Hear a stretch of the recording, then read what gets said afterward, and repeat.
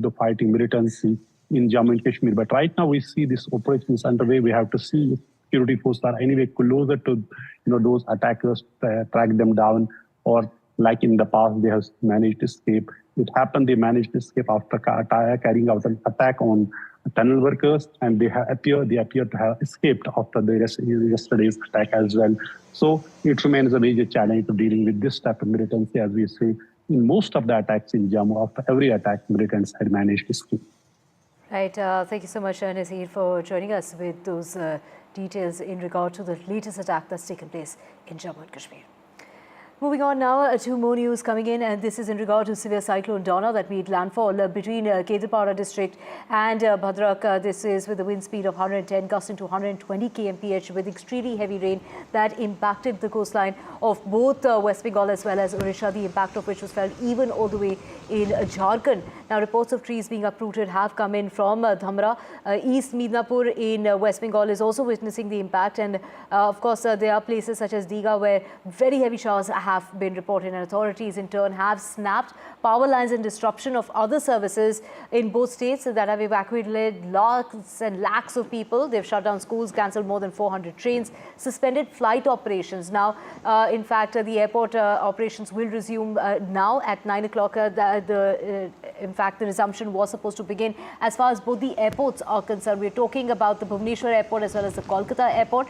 The process of restoration of services is starting from early this morning. And of course, when we talk about Odisha, the Chief Minister said that they had evacuated about 5.8 lakh people and deployed about 385 rescue teams comprising of the NDRF.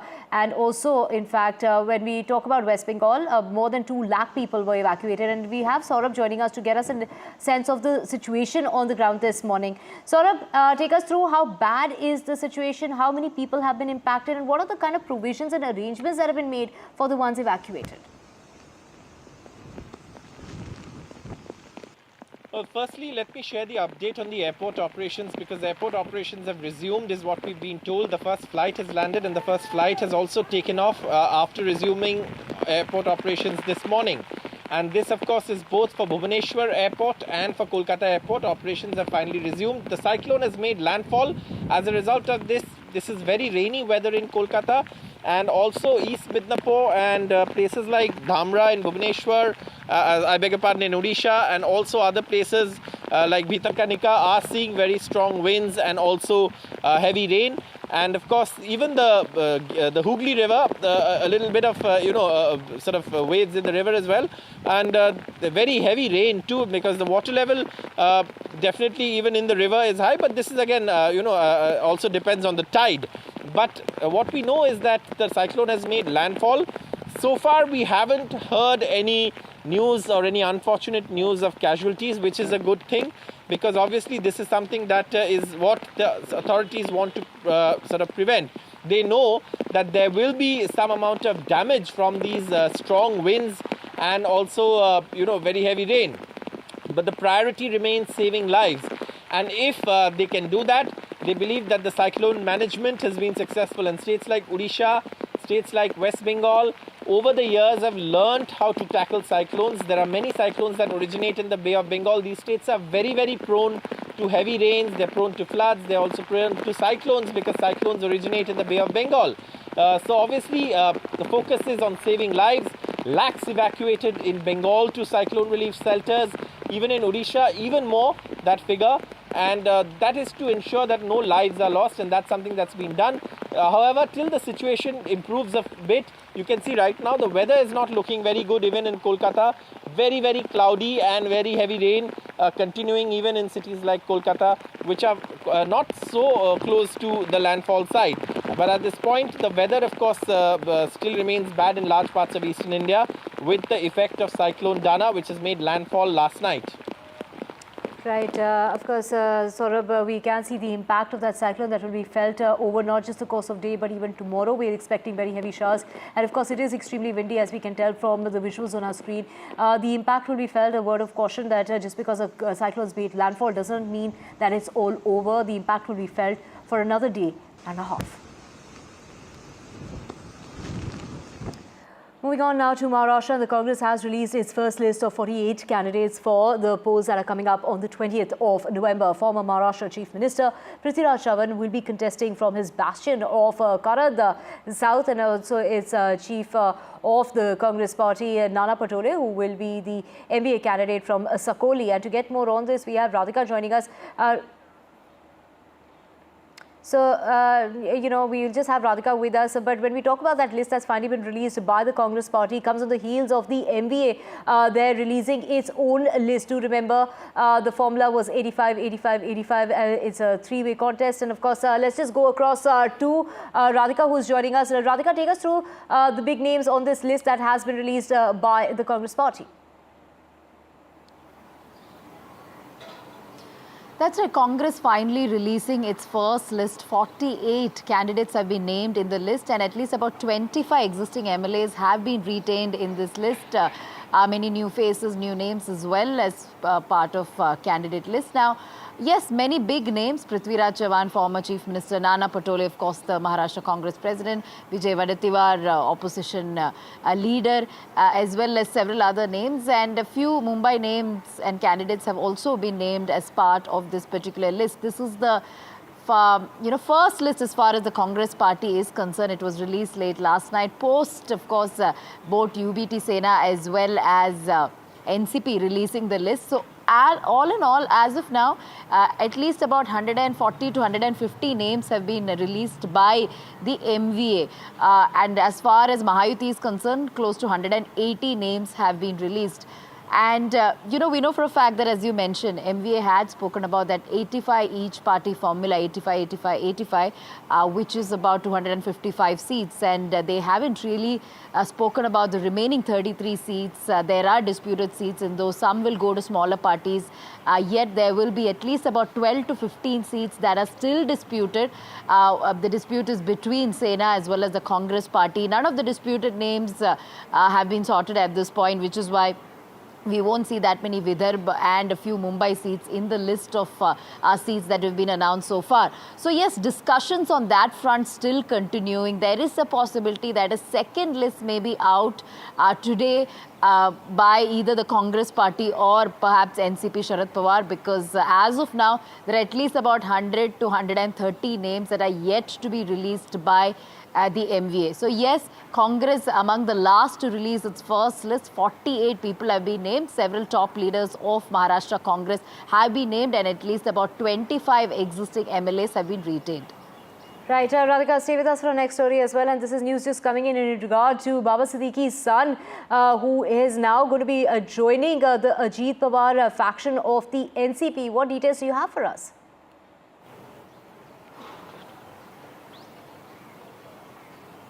Right, Baba Siddique could be joining Ajit Pawar faction of the NCP. That's the news that we are getting. As far as Zeeshan Siddique is concerned, Baba Siddique's son Zeeshan, he had been at loggerheads with the Congress Party for quite some time. We know the tragedy that struck Zeeshan Siddique's family.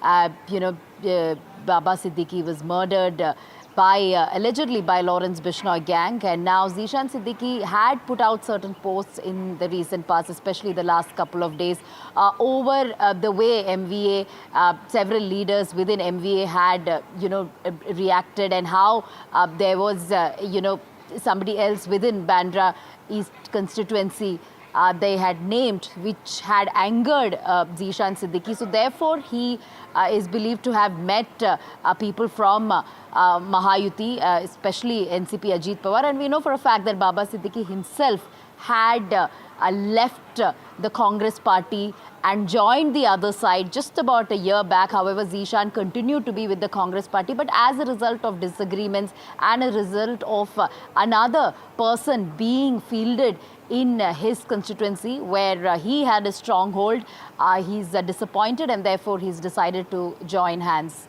with the other side.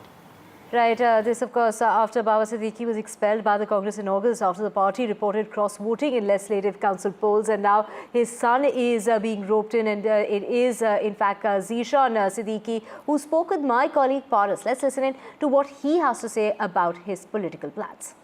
Zeeshan Siddiqui हमारे साथ हैं। उन्होंने NCP Ajit Pawar गुट को अभी join किया है। Sir, Ajit Pawar गुट को ज्वाइन किया है, अपने फॉर्म लेने के लिए पहुंचे थे। सर, पूरा बताएं क्या मामला है। देखिए, जैसे आपको पता है कि आज अजीत दादा के नेतृत्व में, सुनील तटकरे जी के नेतृत्व में, प्रफुल्ल पटेल जी के नेतृत्व में मुझे वांद्रे पूर्व में लड़ने का फिर एक बार मौका मिला है। मेरे और मेरे साथी इधर आए हैं और मुझे पूरी उम्मीद है, यकीन है कि मैं फिर से वांद्रे पूर्व के लोगों के साथ रहूँगा, जीतूँगा और मेरा जो पिताजी का, बाबा सिद्दीकी जी का अधूरा सपना है, उनको वापस पूरा करूँगा। पूरी जनता मेरे साथ है और जो महाविकास आघाड़ी अपना खेल खेल रही है, तो इस कठिन समय में भी खेल खेल रही है, उसका जवाब वो जनता वोटों से देगी। ज़ीशान, बांद्रा में जब आप थे उस समय आपने इतना आला काम किया कि लोग अभी भी आपके काम को मानते हैं। इस समय थोड़ा सा कठिन है, बाबा सिद्दीकी नहीं रहे, उसके बाद इस तरीके का निर्णय आपकी तरफ से आया है। क्या कारण थे जो इस निर्णय को आपने आगे बढ़ाया?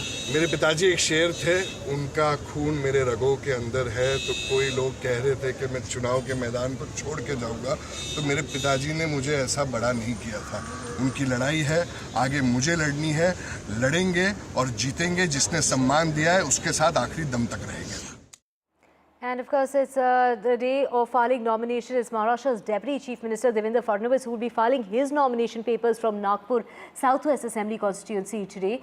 The BJP has already released its first list of candidates for the upcoming Maharashtra Assembly elections. And as for that BJP list that was released, the party's Nagpur South candidate Mohan Mate and Nagpur East candidate Krishna Khopade will also be filing their nomination at the Nagpur District Collectorate today.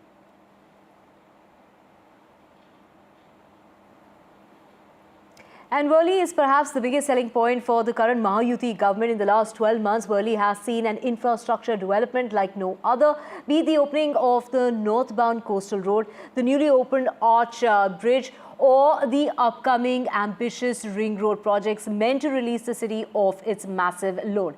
Can Aditya Thackeray retain Worli? Well, he filed his nomination papers from Worli yesterday. Let's listen in.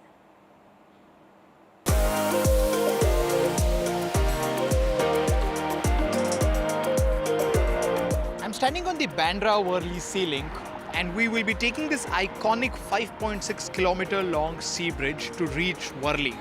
Now, telling you a little bit about Worli, for me, it is mini Mumbai. Now, I know that there is a very cliche term and it has been used for many other regions in Mumbai as well. But let me tell you why, according to me, Worli fits the bill best.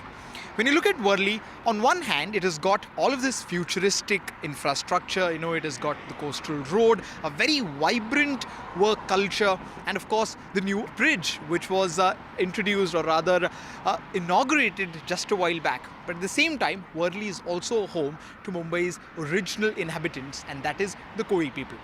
On one end, on one geographical end of Worli, you'll find the much respected and centuries old Haji Ali Dargah. And on the other geographical end of Worli, you'll find the much revered Siddhivinayak temple.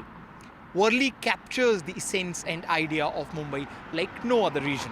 Now let us then take this road and go to Worli, try and speak to people about a lot of things, about how it is like to live life in Worli, in Koivada, and also about their challenges ahead of the much important 2024 State Assembly elections here in Maharashtra.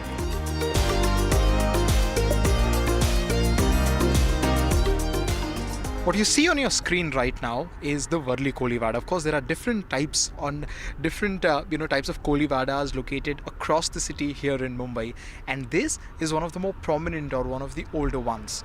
Now, the complaints by the Koli community staying here is that projects like the sea link, projects like coastal road might affect their business. And as said before, the government is trying to draw a fine line, but nothing has kind of made people there believe that their profession will go on and their age-old traditional business of catching fishes will stay safe completely.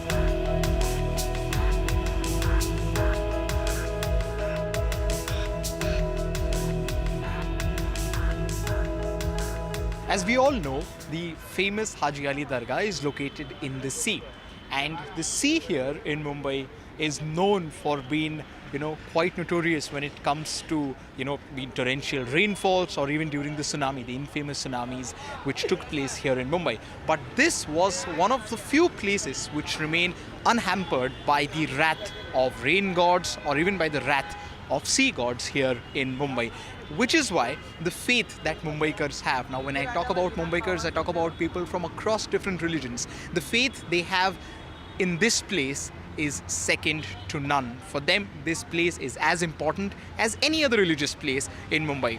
Of course, we are not allowed to go inside, but there are a few shopkeepers, who serve the people who come here by giving them flowers, by giving them chadars, and we'd like to talk to them about how their experience has been regarding all of this. Sir, सबसे पहले बताइए कि आप कितने सालों से ये जो आपका स्टॉल है यहाँ पे कितने सालों से? 130 साल से। 130 साल से। मतलब आप ही के फैमिली का ही? हाँ, फैमिली का ही। अच्छा। सर बताइए कि हाजी अली के बारे में ऐसी क्या खास बात है जिसकी वजह से करोड़ों मुंबईकर्स सालाना ऑल ओवर द वर्ल्ड सालाना इस जगह पे आते हैं हमेशा? हाजी अली की खासियत ऐसी है, आप जो भी दिल से मन्नत मांगोगे हर विश आपकी पूरी हो जाएगी। सर, हमारा ये जो मुंबई शहर है इसकी खासियत ऐसी है कि अलग अलग जात पंथ धर्म के लोग यहाँ पे रहते हैं, और ये जो हाजी अली दरगाह है ये भी उस चीज़ को सिंबलाइज़ करता है। यहाँ पे बस एक धर्म के लोग नहीं जाते, अभी मैं देख रहा हूँ कि बहुत सारे हमारे भाई, बहुत सारे हमारे माएँ जो कि अलग अलग धर्मों से वो भी अंदर जाते हैं, और सब everyone is welcomed inside. तो इसके बारे में थोड़ा बताइए कि ये जो इतना ओपन है सारे लोगों के लिए, आपने इतने सालों में, आप तो पूरा बचपन आपका यहाँ गया होगा, इसके बारे में बताइए। यहाँ पर हर रिलीजन के पब्लिक आती है और उनके दिल में जो मन्नत रहती है, किसको बच्चा नहीं होता है या किसका बिजनेस डब हुआ है, सब उनकी मन्नत पूरी की जाती है। हाजी दरगाह किसको नाराज़ नहीं करते बाबा, सबकी विश पूरी की जाती है।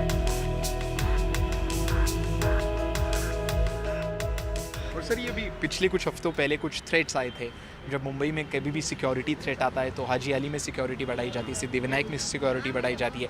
तो आप जैसे लोग जो कि यहाँ पे इतने सालों से रह रहे हो, तो आप इन थ्रेट्स को कैसे परसीव करती हो? क्या हमारा तो 24 आवर्स हम लोग अलर्ट रहते हैं। हाँ। या कोई ऐसा संशित आदमी कोई दिख गया है तो हम बाजू में एक पुलिस स्टेशन है, वहाँ पर हम लोग अलर्ट कर देते हैं, भाई ये आदमी ऐसा है, कोई आया है हुआ है या क्यों बैग रखी हुई है, हम अलर्ट कर देते पुलिस को। कर देते और पुलिस भी रिएक्ट? हाँ, एकदम।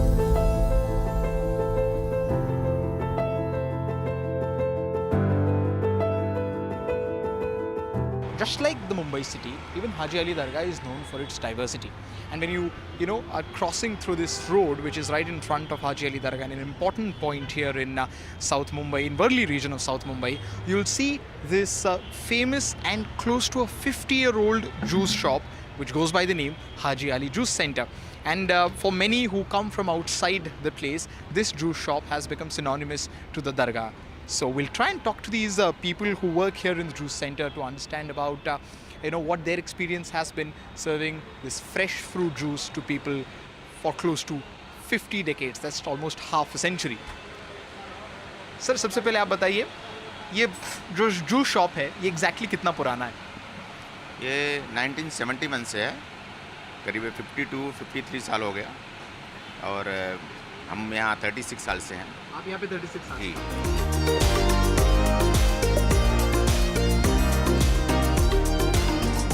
Worli has become the biggest selling point for the current Mahayuti government before the upcoming assembly elections here in Maharashtra. The amount of investment, especially in infrastructure, that Worli has seen is unheard of, not just in the state but also here in the city in the last 12 months. Be it this northbound coastal road, be it the newly opened arch bridge, or the series of ring roads that will be constructed here in this region, and of course across the city, starting from Worli, in the next 10 to 15 years, is going to relieve of the traffic here in the city. That will help the commuters and especially the people who come and work in Worli, as it has one of the most vibrant work culture in the city. आप कितने सालों से यहाँ वर्ली में cab चला रहे हो? 20 years. 20 years. जी। तो अगर मैं आपको पूछूं कि 20 साल पहले और अभी के वर्ली में फ़र्क क्या है? अगर हम रोड्स की बात करें, ट्रैफिक की बात करें, पोल्यूशन की बात करें, तो आपके हिसाब से वो फ़र्क कैसा है? तो रोड अभी ये फ्रीवे, ये ब्रिज बनने समय ये फ़ायदा हो गया है कि जहाँ नरीमन पॉइंट से बांद्रा जाने के लिए हमें 1-1.5 घंटा लगता था, वो 15-20 मिनट में हम कवर कर लेते हैं। हाँ। अच्छा हाँ। तो आप बताइए कि आप कितने सालों से यहाँ पे कैब चला रहे हो? 14 साल हो गए। 14 साल हो गए। जैसे मैंने उनको पूछा, वैसे आपको पूछूंगा कि 14 साल पहले आपके हिसाब से वर्ली कैसा था और अभी वर्ली कैसा है? अगर हम अभी तो बहुत परिवर्तन हो गया, पूरा ये सब नज़ारा ही चेंज हो गया इधर का। ट्रैफिक वगैरह कम नीचे हुआ? ट्रैफिक तो बहुत कम हो गया, नहीं तो ये टाइम पे तो ये रोड पूरा जाम रहता था। पैदल रोड पूरा आपका, और ये जब से ये बना तब से पूरा कंट्रोल हो गया। हाँ, अभी तो कुछ नहीं, आराम से खड़े भी रह सकते हैं।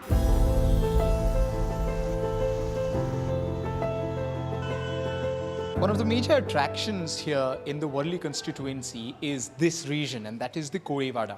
At this moment, I'm present in the Gram Devat Mandir of Korevada here in Worli. As you can see behind me, this is believed to be a temple which is close to 700 to 800 years old. And these people are the original inhabitants of Mumbai. Of course, they have their own issues, they have their own problems, challenges, and also their own expectations when it comes to elections and leaders. We'll try and talk to a few of them who are here in the temple about what exactly do they think about the elections, amongst many other things. तो यहाँ जो लोग रहते हैं उनको शौचालय या road, lights, drainage line, ये सब एमिनिटीज़ जो मिलनी चाहिए वो मिल नहीं सकती। क्यों? ये हमारे जो मकान बने हैं वो रोड तो वही है जगह पर, उसमें वो जो एमिनिटीज़ जो कुछ मांगता है वो हो नहीं सकती उसमें पूरी। अभी नेताओं क्या है, खाली वो मतलब के लिए आते हैं नेता लोग। अभी कोई आके देखता नहीं कि हमारी समस्या क्या है। अभी समस्या इतनी गंभीर है कि अभी जो हमारा परिवार था वो बढ़ गया। परिवार बढ़ने से अभी यहाँ पे कोई रहते नहीं, जैसा किसी के 4 भाई है, 3 भाई है, जगह कम होने से वो सब लंबा चले गए। रोड बहुत नैरो हो गए। अभी रोड का रिनोवेशन किया है, वो रोड टिकते नहीं हैं बिकॉज ऑफ जो भी आपको मालूम है कि अच्छा मटेरियल वगैरह। ये तीसरी बात ये है कि यहाँ ड्रेनेज लाइन ठीक से नहीं है। गवर्नमेंट का फंड आया है कि हर घर शौचालय होना चाहिए। हमारा जो प्रतिनिधित्व करेगा, जो भी हमारा नेता होगा, तो हम उससे ही मांग करेंगे ना। Hundreds of politicians come here to Siddhivinayak temple every year before elections to pray. And this year, I bet the queue is going to be slightly longer given the political landscape of this state. Talking specifically about Worli, in the last 35 years, this region has seen a non-Shiv Sena MLA only for one term. But a lot has changed since 2019 till now, including the split in Shiv Sena. So whom will this constituency of Worli trust this time around? Will it be Shiv Sena, UBT, Shinde Sena, or perhaps a third party representing the voices of Marathi Manus? Is something that only time can tell us. This is Anuj Raide with camera person Hemant Mohite for NDTV.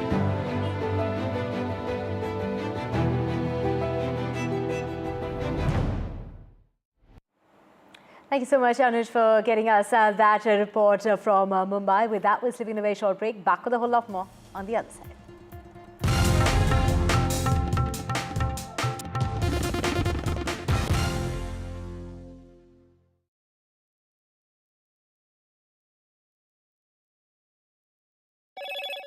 Hello, Moto.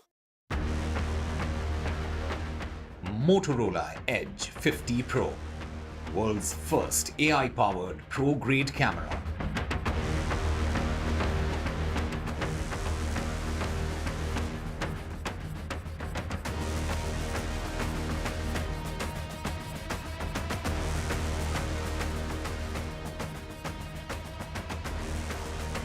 Severe Cyclone Dana makes a landfall between Ketapara and Bhadra with wind speeds of 110 gusting to 120. The cyclone continues to impact both West Bengal as well as Odisha. The impacts being felt also in Jammu.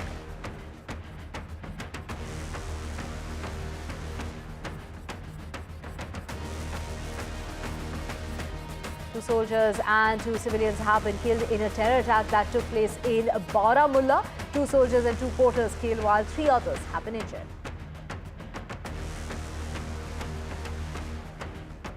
Ex-Chief Minister Prithviraj Chavan in Congress's first Maharashtra list of 48 candidates, and also this is after the Mahavikas Aghadi announced their 85-85-85 seat sharing formula.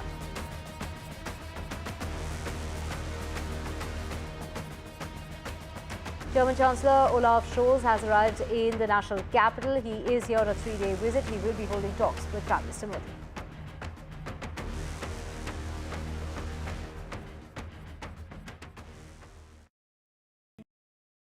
I've been reporting on all issues, big and small, from Andhra Pradesh, Telangana, rest of South India, bringing you all the action, all that you need to know, all that you want to know. The energy of Maximum City is infectious. I bring in that energy in our news coverage from financial capital Mumbai. India's IT capital is always buzz. It's literally a city that never sleeps. And I keep you ahead on all the Bengaluru buzz. Covering from the southernmost part of India over the last 23 years, I bring in-depth and 360-degree coverage from the Dravidian heartland. The land of Mishti is also known for its bitter politics. I have seen much water flow under the Howrah Bridge, covering Bengal in all its vivid colors.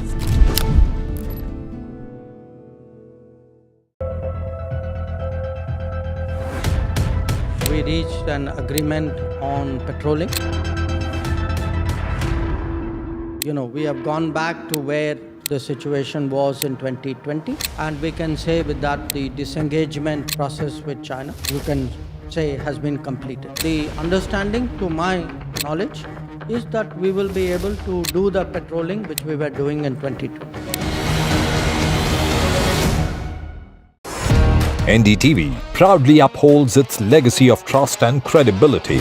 According to the prestigious Reuters Institute's Digital News Report 2024, NDTV is the topmost news platform in the country. Number 1 in both online and offline reach in India. Beating all its competition, NDTV stands for trust.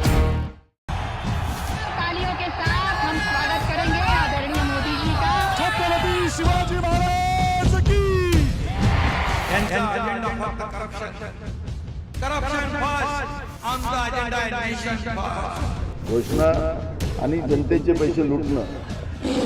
Cut commission आणि करप्शनला आमच्याकडे थारा नाही.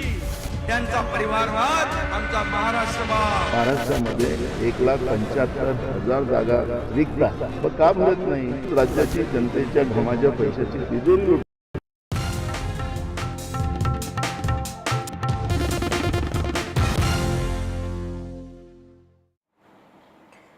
Welcome back. A shocking incident is coming to light from Shivamoga in Karnataka when a car dragged a police inspector. We're talking about a traffic cop who was dragged on the bonnet of the car after this man attempted to evade a routine vehicle check.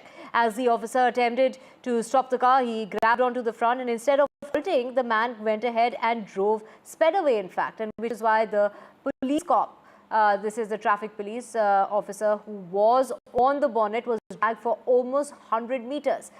We have Pratibha joining us on the phone line. Pratibha, what kind of a incident is this that's come to light where a traffic police who's doing his job was dragged on the bonnet of a car for 100 meters? Well, the traffic cop was only doing his duty. He was part of the routine vehicle check and inspection, and there was a traffic police officer who was dragged on the bonnet of a car for nearly 100 meters because the driver refused to stop. The officer, identified as Prabhu, was enforcing traffic regulations, and when he attempted to flag down the car is when this incident seems to have happened. Instead of halting, the driver, identified as Mithun, sped off with the officer clinging on to the bonnet. The police have identified the accused and are in the process of securing his arrest.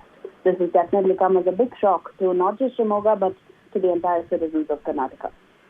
Right, Pratibha, a very shocking incident coming to light from Shivamoga, and which was on your screen of that cop being dragged on the bonnet of that car for 100 meters before the driver finally stopped. What is it that he was trying to escape from is the big question. Pratibha, thank you so much for getting us those details.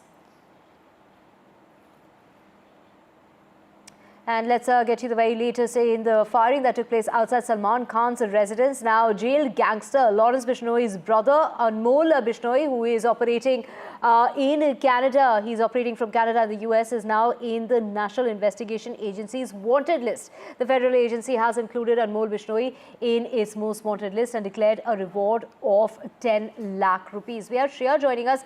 Shreya, take us through the involvement of Anmol Bishnoi when it comes to the firing that took place outside superstar Salman Khan's residence back in April, and more recently the death of Baba Siddique. Well, of course, earlier this month we have seen Mumbai police issuing a circular against Anmol Bishnoi, the brother of Lawrence Bishnoi, for his connection in the firing outside Salman Khan's residence in April, because he himself had claimed responsibility of the firing on social media, as well as investigations reveal that Baba Siddique's shooters, the shooters of Baba Siddique's murder, were also in connection with Anmol Bishnoi over Snapchat, and this new network of gangsters have been known as the new underworld by the NIA, and as per the NIA sources, it is both Anmol Bishnoi as well as gangster Goldie Brar who are functioning from Canada and the US with active association of key executioners and operatives at ground level in India, and they include the kind of work that they do. It includes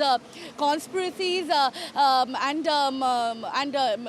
conspiracies involving the gangsters who are jailed in different jails across India, and they plan these they plan these executions, as well as they terrorize and threaten political leaders, singers, industrialists to extort large amounts of money, and they also indulge in elimination and killings if they don't pay up. This is their main conspiracy that are being operated from Canada and US, and of course the recruitment to these gangs and the payment of the gang leaders and supply of weapons also happen from abroad by Anmol Bishnoi, as well as Lawrence Bishnoi's close-eyed Goldie Brar, and this has been known as the new underworld by the NIA sources, and they are of course spread across the different states and union territories in India, and amidst these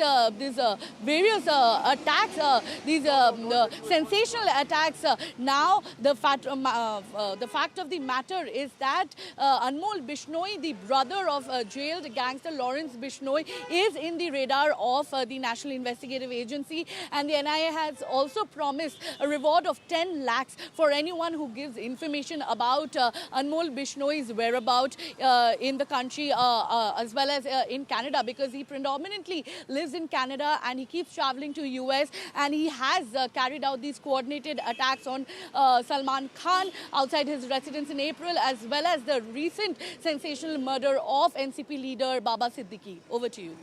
Right, Shreya, thank you so much for getting us details of the NIA putting Anmol Bishnoi, the brother of Lawrence Bishnoi, on the most wanted list, and has also put a reward of 10 lakh rupees on his head. Now, moving on to the NDTV World Summit, and it's Sunil Bharti Mittal who has spoken about how India is exporting phones, but in a few years' time, we will see fully made Indian phones that are going to be manufactured here completely back home in India. Talking about and taking a cue as far as China that is excelling in manufacturing, India will also have 1 billion people in the working age, and these people need to get jobs. A digital economy will provide them those jobs, is what he had to say. Let's listen in. In terms of the Indian context, India has been a service-oriented economy. We are now moving to becoming a manufacturing hub. Do you think that's the game changer that India Inc. also needs to double down behind? Of course, strong policy push, but India Inc. is also coming in on that platform? Yeah, I think manufacturing has been a focus for every country. The smallest to the largest countries have all focused on manufacturing, because the political leadership recognizes that to create jobs, you really need manufacturing. And we have all seen China done it remarkably well for its large population.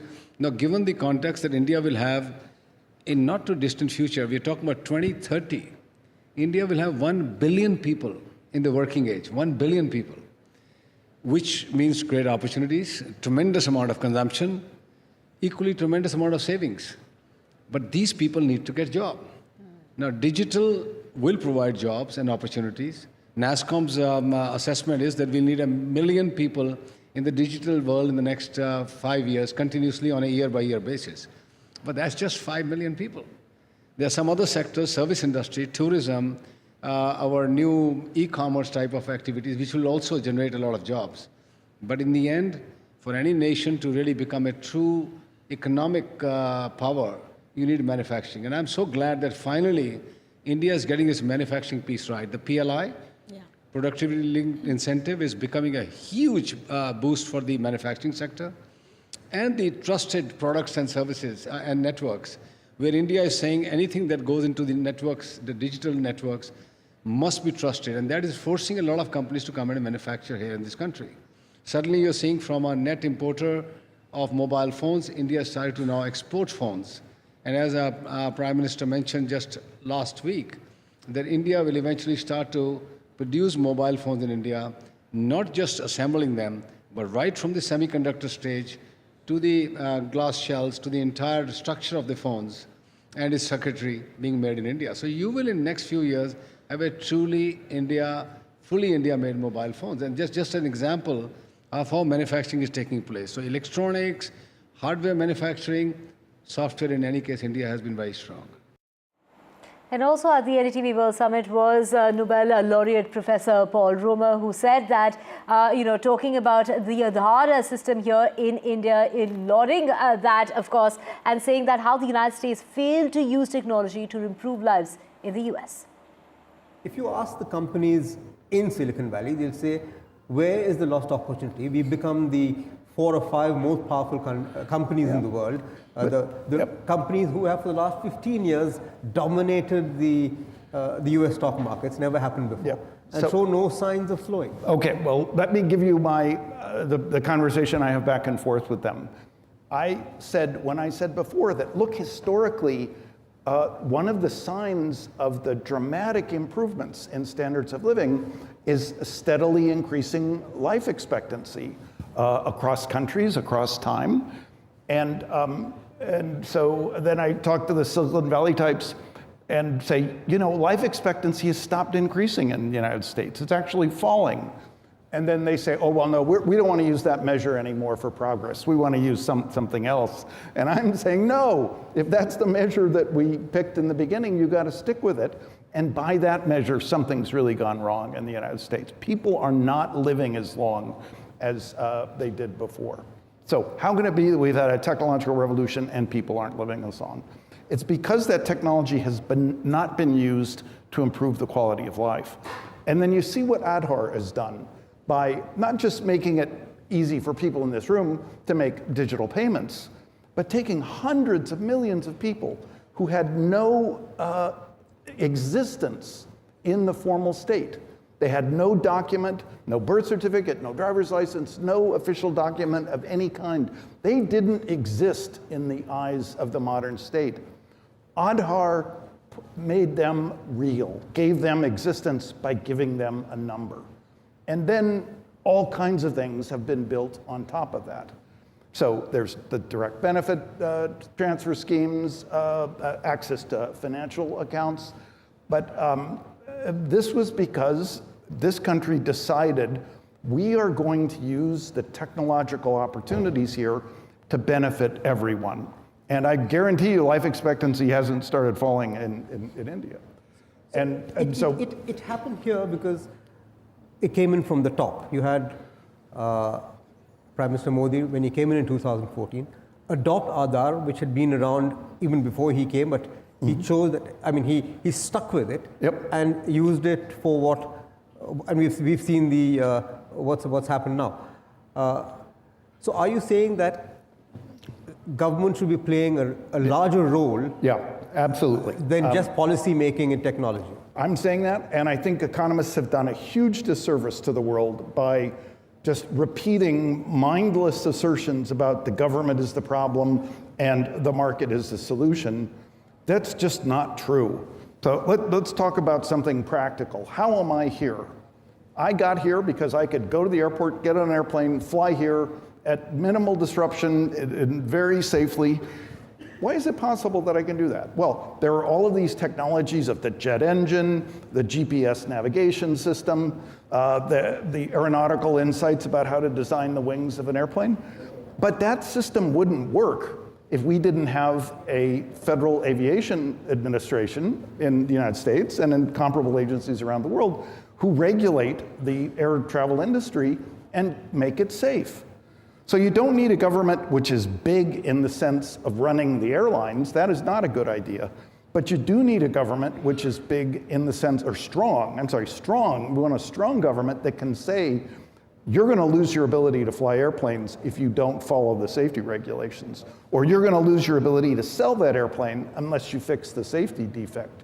You need a government strong enough to say that to generate the benefits that we get from air travel. And that's what's missing in the use of technology in the United States. But that was what was present here in India. People around the government, and even people from the private sector, like Nandan Nilekani, came in and said, we're going to build a system that benefits everyone. And we're going to follow certain principles. And it was really a kind of a masterpiece of design in the sense of, just like the GPS system, Aadhaar solved only one problem. Present a person to me, and I'll tell you what that person's number is. That's all it did.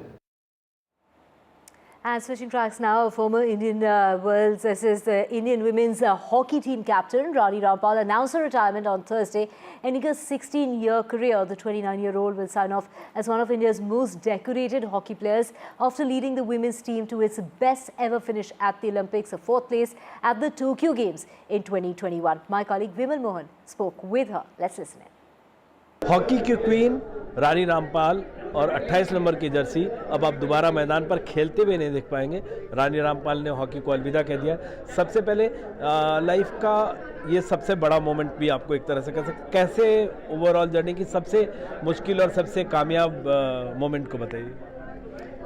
बहुत सारी moments हैं sir life में ना, जो बहुत अच्छी moments रही और काफ़ी सारे सेटबैक्स भी रहे, लेकिन इंडियन जर्सी डालना हमेशा ऑनर रहा है। एंड सबसे पहले जब इंडियन जर्सी मिली थी, मुझे लगता है वो एक सबसे खूबसूरत मैं बोलूँगी मेरे लिए एक पल था, क्योंकि उसी चीज़ के लिए हमने मेहनत की थी और आज उस बात का गर्व होता है कि 15 साल मैंने उस जर्सी को बड़े गर्व से डाला है। आपने 200 से ज़्यादा गोल किए, डबल सेंचुरी लगाई है, आपके सचिन के साथ भी फोटो देखे, आप रोल मॉडल भी रही। आपके लिए कौन रोल मॉडल रहा अगर ओवरऑल जर्नी में देखें, 1, 2, 3, 4 नाम? बिल्कुल सर, जैसे जैसे आप लाइफ में बढ़ते हो आपके रोल मॉडल्स भी आप बदलते हो, इन द सेंस कि जब छोटे थे तो अकेडमी में किसी सीनियर को लाइक सुरिंदर कौर, सुमन बाला, जसजीत कौर, सब इंडियन प्लेयर, हाँ सब बहुत साल इंडिया के लिए खेले, सो देवर माय रोल मॉडल्स कि मेरे को इनके जैसा बनना है। एंड जब मैंने उनके साथ इंडियन टीम में खेलना शुरू किया, then I started watching other people, जैसे और स्पोर्ट्स में ना मैरी कॉम, ये सब कि मेरे को और इनके जैसा बनना है कि मुझे ओलंपिक मेडल जीतना है, वो सब ना। सो बहुत सारे I thanks to every person जिसने मुझे इंस्पायर किया लाइफ में ना कुछ और अच्छा करने के लिए। अच्छा रानी, आप एक नए रोल में आई हैं, क्योंकि हम लोग तो आपको खेलते देखना चाह रहे थे, लेकिन आप मेंटोर बनी हैं और हॉकी लीग को और इस बार हॉकी क्वालिफाई नहीं कर पाई। क्या देखती है हॉकी का रोड मैप आगे, आप कहाँ जाता हुआ देखती हैं? बिल्कुल, मेरा जो एक नया रोल अभी विमेंस लीग में जो शुरू है मेंटरशिप का, and I will try my best कि जैसे मैंने अपनी फर्स्ट इनिंग में जो है काफ़ी लड़कियों को इंस्पायर किया और काफ़ी पैशन के साथ काम किया। पैशन तो स्टिल अभी भी वही रहेगा, क्योंकि हॉकी ने बहुत कुछ दिया और अभी हॉकी के लिए कुछ करने का टाइम है। एंड कि मैं यंग लड़कियों को जो है वो पैशन जो मेरे में है, वो यंग लड़कियों में क्या वो पैशन डाल सकते हैं हम, ताकि उनके जो सपने हैं उनको साकार करने में हम उनकी किसी तरह मदद कर सकें। यस, वुमेंस हॉकी की बात करें, हमने क्वालिफाई नहीं किया पेरिस ओलंपिक्स के लिए, बट आई थिंक स्पोर्ट्स में हार जीत it's a part of sport. And अभी हमें पीछे नहीं देखना चाहिए, क्योंकि इट्स गॉन। अभी हमें नेक्स्ट 2028 के ऊपर फोकस करना चाहिए कि काफ़ी सारे यंगस्टर्स भी टीम में आए हैं, अभी हरिंदर सर भी कोच हैं, सो अभी काफ़ी सारी चीज़ें इम्प्लीमेंट वो कर रहे हैं करने के लिए। आई एम रियली श्योर कि हमारी टीम जो है 2028 ओलंपिक्स में क्वालिफाई करेंगे एंड अच्छा परफॉर्म करेंगे। अगेन बहुत लंबी जर्नी रही और इस जर्नी में हमेशा यही रहा कि कुछ ना कुछ हर दिन सीखना है, और अभी भी यही रहता है कि कुछ ना कुछ सीखना है। बिल्कुल शायद मैं भी कभी आज से मेरे से आप 10-12 साल पहले मेरे से पूछते तो मैंने भी नहीं सोचा था कि कभी मैं ऐसे बात कर पाऊँगी। आप इनसे पूछ सकते हैं दिग्विजय सर से कि कैसे एक मीडिया ट्रेनिंग में भी इतना शाई फील करना, बट आई थिंक हाँ मैंने सीखा, मैंने कोशिश की और कोशिश करने से सब कुछ हो सकता है, बट स्टिल अभी बहुत कुछ सीखना बाकी है लाइफ में ना। Wish you all the best. आप हॉकी को ऐसे कुछ देते हैं। Thank you so much. Thank you. And Diwali is a little sweeter for actor Kartik Aaryan this time around because he's gearing up for his next release, and that's Bhul Bhulaiya 2 that coincides with the festival of Diwali. My colleague Abira spoke with him. Let's find out. Is Diwali just round the corner? What is your memories with Diwali? Tell us something if you can share with us, childhood memories of Diwali and one ritual that you always make sure it's a Diwali ritual at home. All of us wear new clothes. That's one thing which we follow at home. So वो चीज़ तो बचपन से वो हो रही है, and we have always been excited कि we get some new clothes for everyone and in our family, and we do that. And वो of course मुहूर्त होता है, पूजा होती है, तो वो एक set time पे हम लोग पूजा करते हैं घर पे. And visiting friends and families, and of course they are also visiting us, and so that's been the case always. And I remember that बचपन में भी यही करते थे हम लोग. और पटाखे बहुत पहले करता था, अब नहीं करता. अब तो बंद ही हो गया. बट बचपन में होता था, बट बहुत अब and also but I was excited about the fact that sweets या ये सब जो खाना बनता था, उसके लिए मैं बहुत excited होता था. अभी भी खाना बनता है अच्छा. अभी भी वो all those like sweets and मिठाइयाँ and मठरी और गजक और ये so there are stuff which specifically जो दिवाली में बनती है, and so I enjoy that. I really look forward to Diwali days. Because last time when I met you, मुझे पता है आप diet पे थे, चंद्र champion हुआ था, and you told me about all that crazy diet you were doing, remember? Yeah. So now 2 साल तो दिवाली नहीं बनाई मैंने. So there you go, 2 साल नहीं बनाई दिवाली. इस दिवाली इस दिवाली भूल भुलैया वाली अगर होती है तो बहुत खाना खाऊंगा. Okay, I have a Diwali rapid fire for you. Okay, quickly. When we say Diwali, what comes to your mind? Like holidays, chutti, maze. Yeah. One Diwali tradition you follow at home. The same thing I said. Wearing new clothes. Yeah. Sweet or savory? What's your favorite Diwali snack? Sweet. Do you prefer lighting diyas or bursting crackers? Lighting diyas. One Diwali gift you will never forget. It's weird. My sister gifted me a PlayStation, so I remember. Ladki aur PlayStation. Yeah. Oh my God. Okay, a Bollywood movie you love watching maybe every Diwali. Every Diwali. Diwali में मैं thinking मतलब theatres जाके तो जो release होती है वही देखूंगा, लेकिन एवरी दिवाली अगर मुझे फिल्म देखनी है, अगर दिवाली सोचो तो क्या मूवी दिमाग में आती है? जैसे मैं बोलूंगी हम साथ साथ हैं. हाँ, मैं बोलूंगा भूल भुलैया 1 देख लो, 2 देख लो, अभी 3 देख लो. कैसे कोई अपना प्रमोशन कैसे इतना कर रहा है भाई, देख लो. Okay, fine, I'll take it. Lakshmi Puja or Diwali parties, which one are you more excited about? ये दिवाली पार्टीज का कॉन्सेप्ट ना मेरे लाइफ में बहुत लेट आया, वो यहाँ पर आकर आया, और वो भी ऑफ लेटली. तो मैं लक्ष्मी पूजा ज़्यादा एक्साइटेड रहता था क्योंकि वो विथ फैमिली रहता है पूरे टाइम, एंड या तो. Okay, gold, silver or something else? What's your Diwali shopping guilty pleasure like?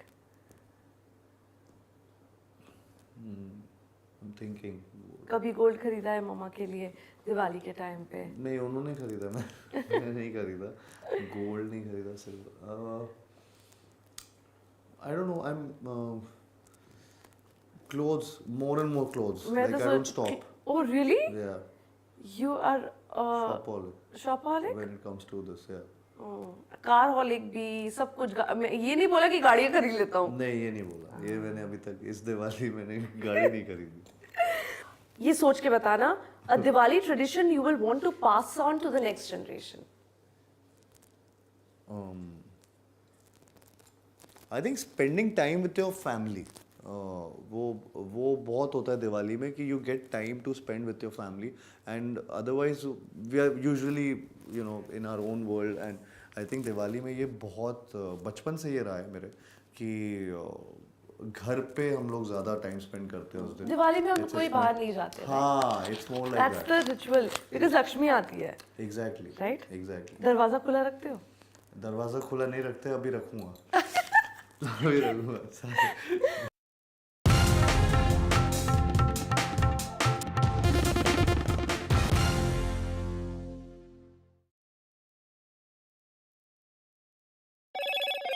Hello, Moto. Motorola Edge 50 Pro, world's first AI-powered pro-grade camera.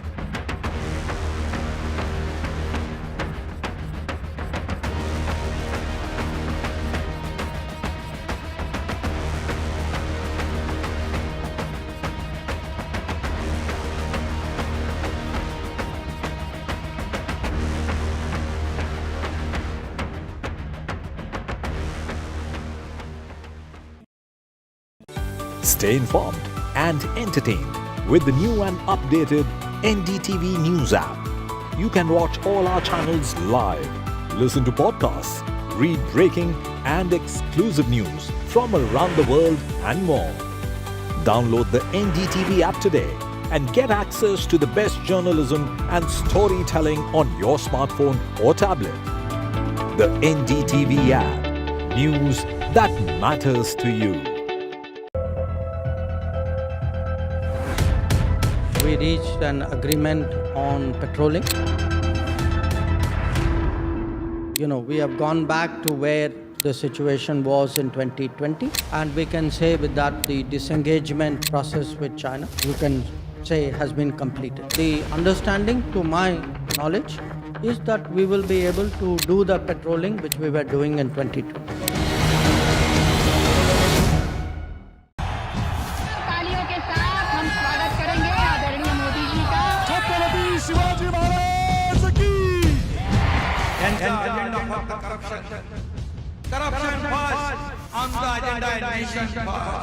घोषणा आणि जनतेचे पैसे लुटणं.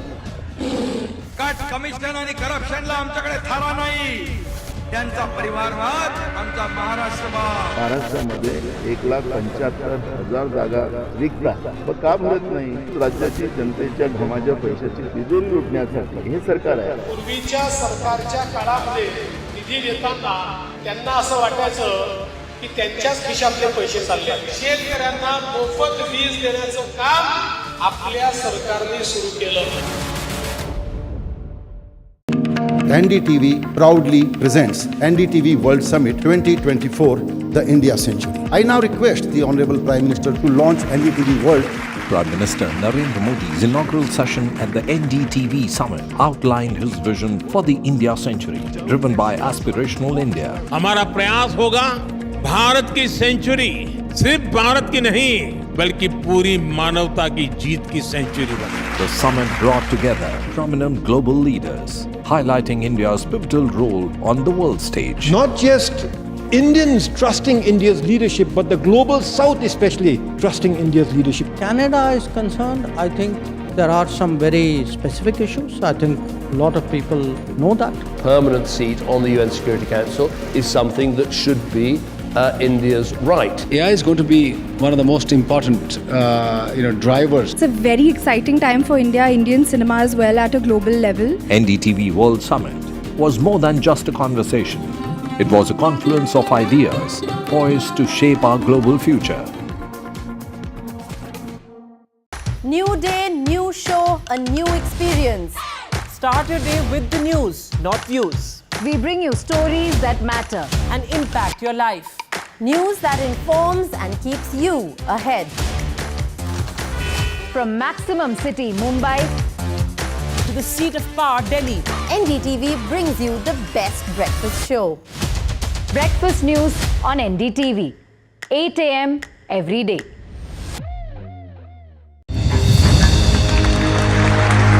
I now request the Honorable Prime Minister to launch NDTV World and address the summit. It was the grand launch of NDTV World by Prime Minister Narendra Modi.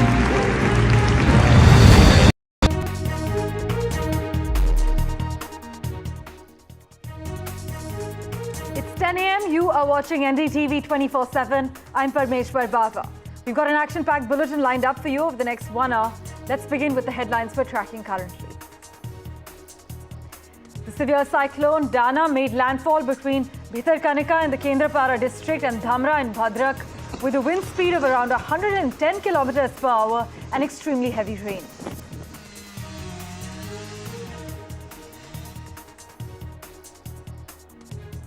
Two soldiers were killed in action in a terror attack in Jammu and Kashmir's Baramulla today. 2 porters were also killed in the attack, while 3 others were injured.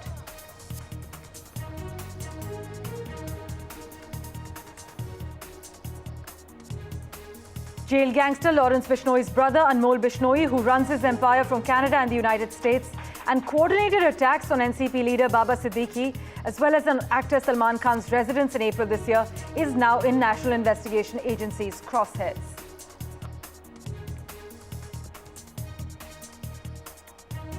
As the paddy crisis in Punjab deepens, farmers continue to protest at around 50 places, with the issue taking political overtones.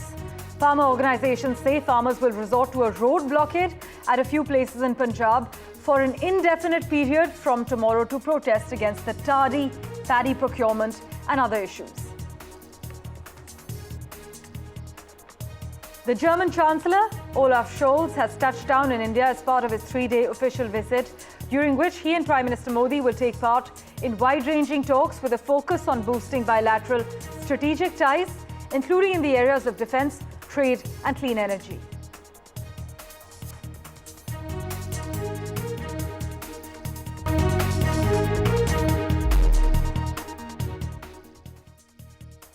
Well, our big focus, Cyclone Dana has made landfall on the Odisha coast, leading to heavy rain and strong winds in several areas.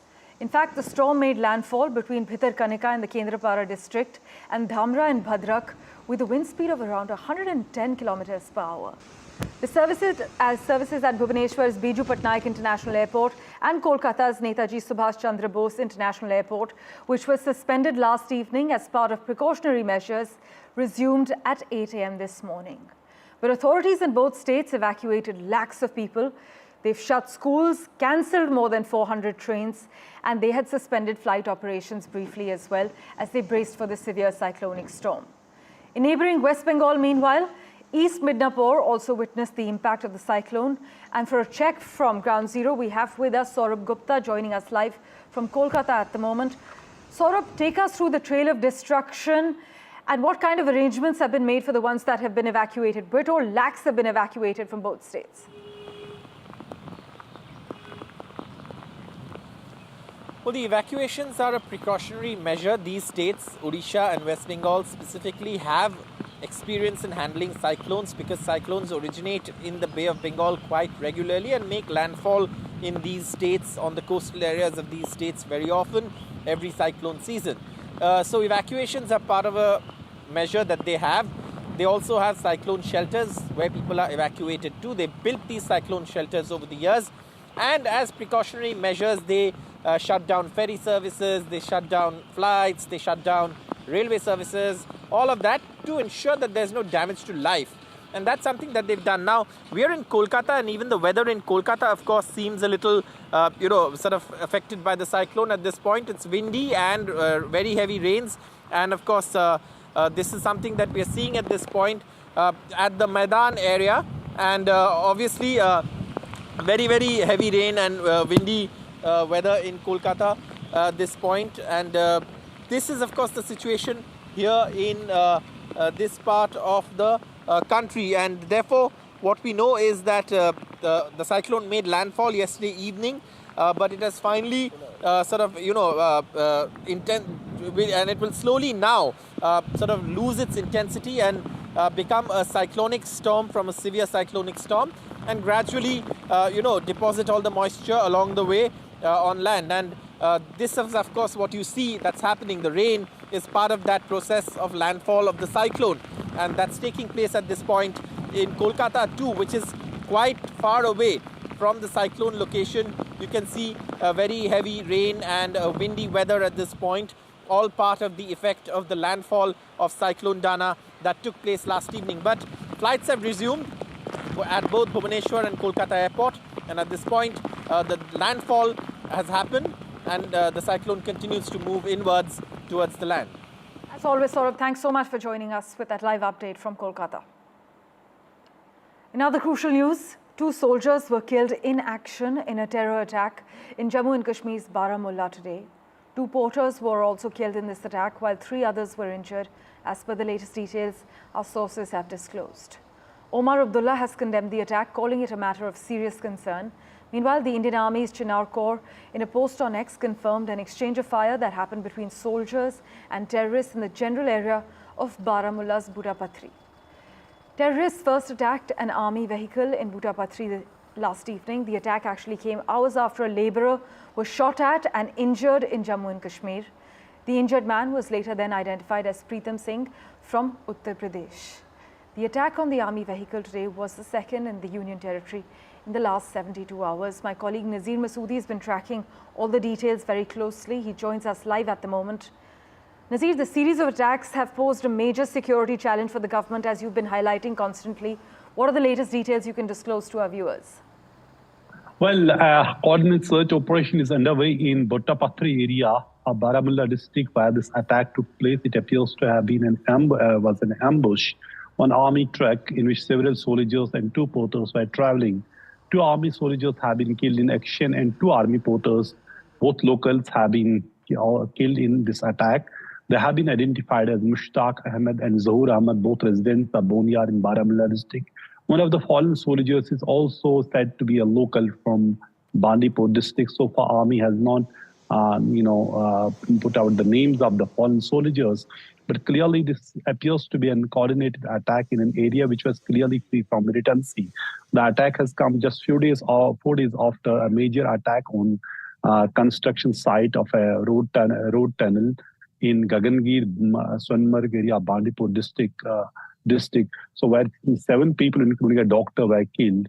They all were part of the, main force to construct a tunnel, which was almost complete, 6.5 kilometer long tunnel.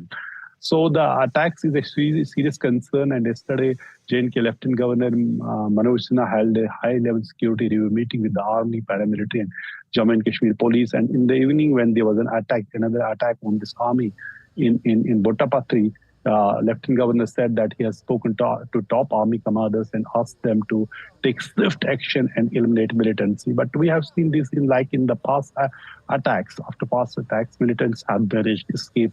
And in this attack also, it appears they have managed to escape like they did after the Gagangir attack 4 days back. So after Jammu region, where we have seen series of attacks, last major attack on the army was in Kishtwar on 14th of September, and now we saw this another attack. So clearly it is on the both sides of the Pir Panjal mountains, whether it was the south of Pir Panjal in Jammu region, where since last few years we have seen series of attacks on the army. Now we see on the north of Pir Panjal also major attack on the army at Butapatri area. As always, Nazir, thank you so much for joining us with the latest details.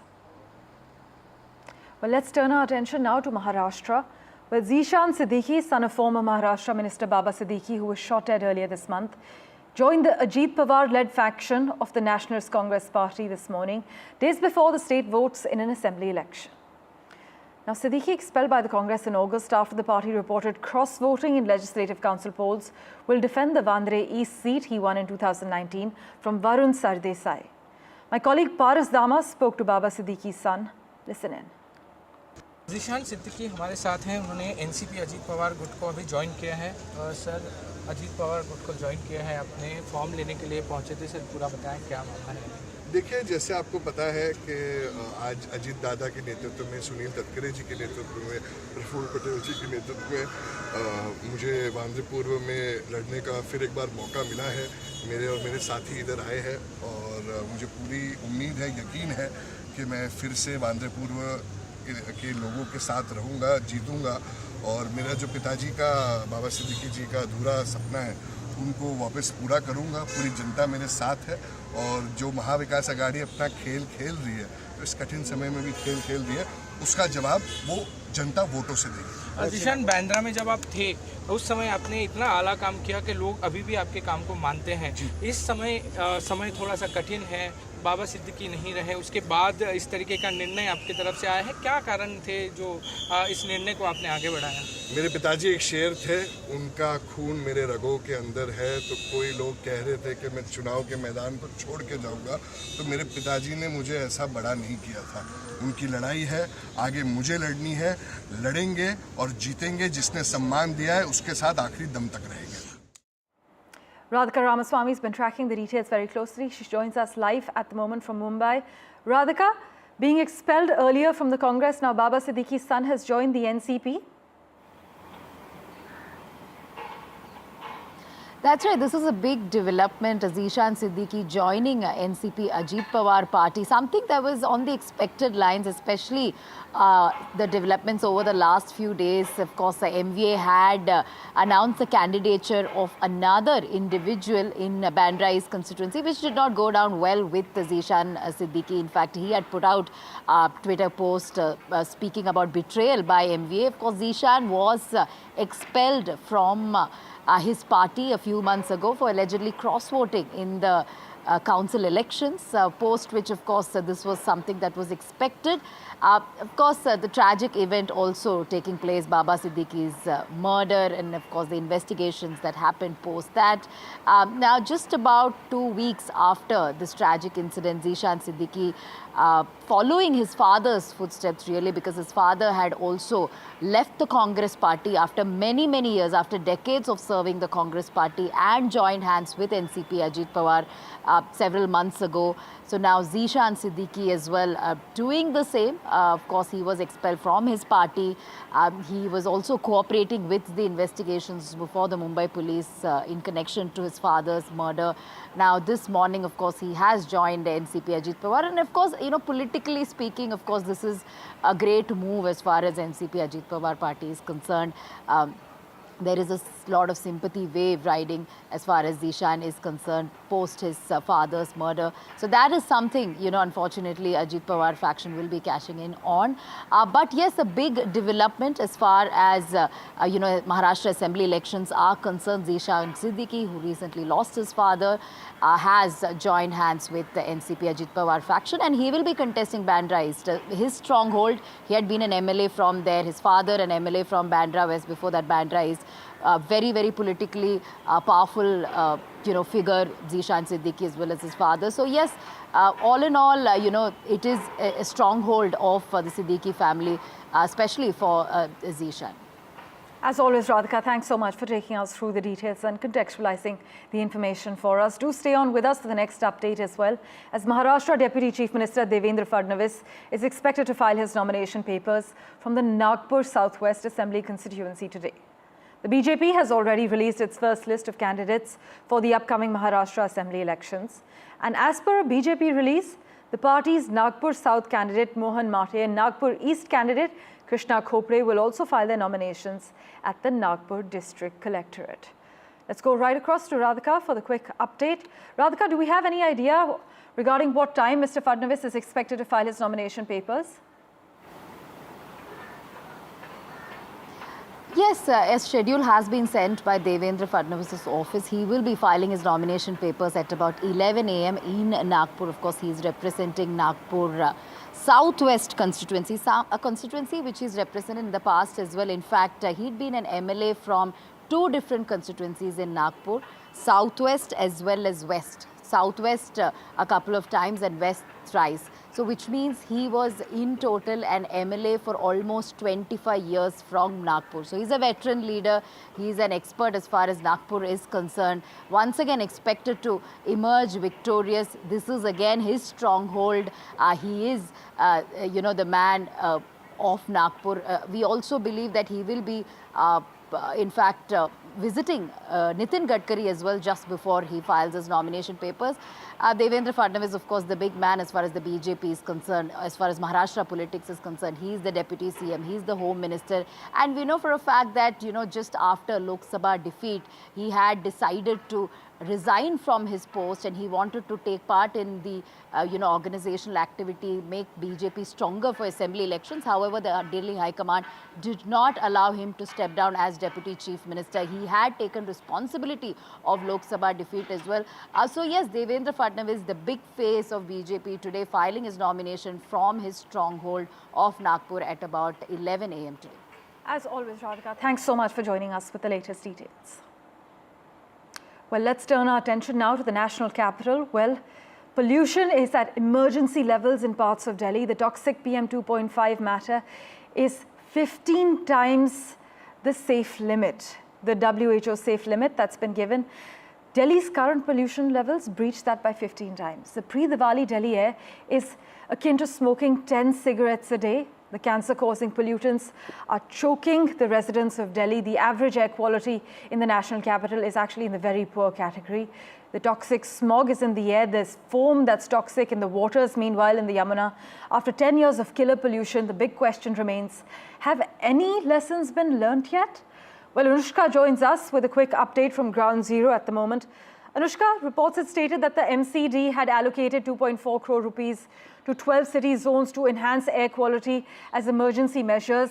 But this last-ditch anti-pollution effort, many say it's failed yet again. You're on the ground. What can you tell us at the moment where you are? Well, certainly right now I'm at the Lodi Garden where several people come for morning walk early in the morning. Right now also I am being joined by two people, but after several attempts of the government, still we are seeing that the pollution is not being in control. It is not being mitigated after the several efforts that is being made by the government, and this is going on for 10 years now. We are joined by two people. Sir, आपका नाम क्या है? Jasbir Singh. Sir, हम देख रहे हैं आप लोग सुबह सुबह मॉर्निंग वॉक पे आए हैं। दिल्ली में हर ठंड में ऐसा होता है कि जो प्रदूषण है वो काफ़ी ज़्यादा बढ़ जाता है। क्या क्या परेशानियां होती हैं इससे? एक्चुअली परेशानियां तो बेसिकली जो बाय टू व्हीलर वॉकर्स हैं या जो बच्चे हैं स्कूल्स में जाते हैं उन्हीं को ज़्यादा फेस करनी पड़ती हैं। इवन अस्थमा वगैरह बेसिक सबको देख ही रहे हैं। इवन बच्चे, मेरे अपने बेटे को रही है काफ़ी टाइम प्रॉब्लम। तो ये मैंने तो काफ़ी देखा है इस टाइम में आके, मतलब बिगनिंग ऑफ जैसे ये दशहरा से पहले ही शुरू हो जाता है। तो इसमें मैंने ये देखा है कि बेसिकली हम ही लोग जैसे दशहरा हर बारी, मतलब देयर इज़ नो नीड, एक विन है, मतलब एक बुराई के ऊपर अच्छाई की, तो उसको वैसे भी प्रेजेंट किया जा सकता है इंस्टेड ऑफ हर बारी क्रैकर्स फोड़ने के। तो आप देखिए कितना दिल्ली के अंदर ही ऑल ओवर इंडिया में, उसमें भी देखिए वो कोई देखता नहीं है कि उसका पोल्यूशन कितना है। लास्ट ईयर क्रैकर्स बैन थे और इतने क्रैकर्स फूटे, पर यहाँ पे ना ये बात भी है कि गवर्नमेंट जो चीज़ अप्लाई करती है वो परफेक्टली अप्लाई नहीं होती है, और इसमें लोगों का भी, हमारा भी फॉलो भी नहीं होता। आपका नाम क्या है मैम? बस यही है कि हमें, मतलब ज़्यादातर मेरा नाम जसप्रीत कौर है। मैं तो यही सोचती हूँ कि अगर गवर्नमेंट करती है ना अप्लाई तो फॉलो हमें करना है, हम फॉलो नहीं करते। उनको भी स्ट्रिक्ट होना चाहिए। कहीं से ब्लैक में क्रैकर्स बिक रहे हैं इसी साल में। और इवन देखिए अभी आ रहे हैं ना तो लोग, मैं रहता हूँ trans Jamuna. Well, clearly we can see that the people are also quite disturbed with the pollution increasing day by day in Delhi NCR. Right now also the AQI level is at 281, that is very close to very poor category. And also we can see the grab 2 that was implemented in Delhi. After that the MCD has been allocated 2.4 crore rupees for 12 zones to mitigate the pollution, but still we are seeing that no improvement is being seen. On Thursday, after squally wind, a little relief has been seen for people. The pollution that was around 354 yesterday has come down to 281, but it is still around the very poor category, and people are still struggling for breath. They are currently gasping for fresh air. And right now also we talked to two people who have suddenly said that the government that implies rules have not do not employ it with certain restrictions. A lot of firecrackers were seen that were burned around Dashera, around Karwa Chauth also, and this is right now also creating a lot of trouble for the people living in Delhi. Back to studio. Anushka, thanks so much for joining us with that live update from New Delhi. Let's turn our attention now to Punjab. The paddy procurement process there has been marred by significant delays and mismanagement this year. Well, despite favourable weather conditions, the pace of harvesting has slowed down due to the almost 90% of the procured crop being stuck in mandis and private rice millers refusing to store government paddy. This situation, stemming from a combination of logistical, bureaucratic and political factors, is likely to worsen without swift intervention. Amid the political blame game over tardy lifting of paddy stocks, farmers at grain markets are bearing the brunt of the procurement pangs in parts of Punjab. In fact, many farmers have delayed harvesting to wait for the situation to ease in the packed mandis, even though it would leave them with a shorter window to tackle paddy stubble ahead of the next wheat season. The procurement season kicked off on the 1st of October, but has been marred by reluctance of rice shellers to accept stocks by citing shortage of space. Initially, in fact, the Arthiyas, which are the commission agents, and mandi labour had also gone on strike, but even after they resumed operations, lifting of stocks is still less than desired. Gurpreet spoke with local politicians. In fact, he had a word with Captain Amrinder Singh. Here's what he told my colleague. But sir, we have seen this time blame game is going on between the central and state government, and farmers are suffering because of that. Of course, it's not a blame game. What is the blame game? The government of India has got an agency, the Food Corporation, which does the buying.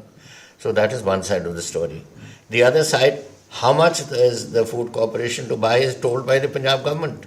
We here in the Punjab government make an assessment as to how much paddy is coming or how much wheat is coming, and that money is then the FCI is told, and the FCI produces a check to the Punjab government which buys on their behalf.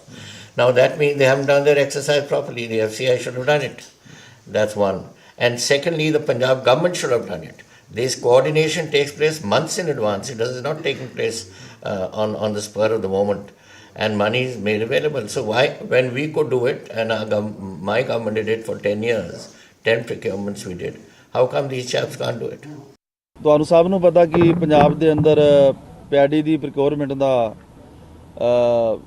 ਸਿਲਸਿਲਾ ਚੱਲ ਰਿਹਾ, ਸੋ ਇਹਦੇ ਸਬੰਧ 'ਚ ਹਰ ਰੋਜ਼ ਹਰ ਘੜੀ ਹਰ ਪਲ ਮਾਨਯੋਗ ਮੁੱਖ ਮੰਤਰੀ ਸਰਦਾਰ ਭਗਵੰਤ ਸਿੰਘ ਜੀ ਦੀ ਅਗਵਾਈ ਦੇ ਵਿੱਚ ਤੇ ਖੁਦ ਉਹਨਾਂ ਵੱਲੋਂ ਸਥਿਤੀ ਦਾ ਜਾਇਜ਼ਾ ਲਿਆ ਜਾਂਦਾ, ਔਰ ਜਿੱਥੇ ਕਿਤੇ ਵੀ ਕੋਈ ਪ੍ਰੋਕਿਉਰਮੈਂਟ ਨੂੰ ਲੈ ਕੇ ਕੋਈ ਘਾਟ ਹੈ, ਕੋਈ ਲੋੜ ਹੈ, ਸੋ ਉਹਨੂੰ ਪੂਰਾ ਕਰਨ ਦਾ ਜਿਹੜਾ ਆ ਉਹ ਫੂਡ ਸਪਲਾਈ ਮਹਿਕਮੇ ਵੱਲੋਂ ਯਤਨ ਕੀਤੇ ਜਾ ਰਿਹਾ।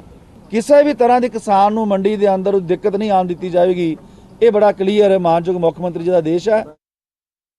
My colleague Gurpreet joins us live with an update at the moment. Gurpreet, many experts have been speaking to say that three primary factors are at play in Punjab. One is lack of storage, one is the controversy around hybrids, and the other being the troubles from the labour and the Arthiyas.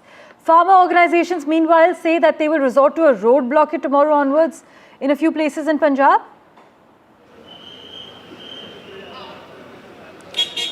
Well, yes, of course, this crop lifting has become one of the major political issue in the state of Punjab, and we have seen the farmers, they say they don't have any resort at this point of time. They are forced to go for blockage of various roads in Punjab. We have seen yesterday they held a press conference where they had already claimed they are suffering because this crop is not being lifted from various mandis, and so many times they have already held a various meeting with the various officers, but they are not able to find out any solution for this thing. We have seen today the former Chief Minister of Punjab, Captain Amrinder Singh, he is also visiting Khanna Mandi. That is also one of the largest mandi which is in Punjab, in Khanna district, where he is already going to take a stock of situation. At the same time, we have seen whether it's the centre or the state government, they have been claiming they want that there should be smooth lifting of crop from the various mandis, but we have seen a lot of issues which the farmers have already been raised, and now this issue has already become a political issue in the state of Punjab. We have seen one side, Aam Aadmi Party has been claiming they are trying to give all the help to the farmers, and they are trying to lift the crop from the various mandis so that the farmers should not face any problem. At the same time, the farmers, they are coming on the roads. They say they want the government should take and lift this crop from various mandis. So let's see that how the government is going to find out solution of this problem. But as of now, it seems the farmers are not satisfied the way the pace of lifting of the crop is going on. Back to studio. Thanks so much, Gurpreet, for joining us with a live update from Chandigarh. Let's turn our attention now to the other big story we're tracking on NDTV. Jailed gangster Lawrence Bishnoi's brother, Anmol Bishnoi, who runs his empire from Canada and the United States, and coordinated attacks on NCP leader Baba Siddique. This is on the 12th of October, as well as on actor Salman Khan's residence in April this year. He is now in National Investigation Agency's crosshairs. The federal agency has included Anmol Bishnoi in its most wanted list and declared a reward of 10 lakh rupees on him. The Lawrence Bishnoi gang is also closely associated with the pro-Khalistan groups, including Babbar Khalsa International, and agencies that Anmol Bishnoi and Goldi Brar run those operations as well. This is what agencies feel. The NIA has called this entire network Underworld. My colleague Shreya Ghosh joins us live from outside the National Investigation Agency office. Shreya, amid a spate of attacks now, Lawrence Bishnoi's brother is on NIA's radar.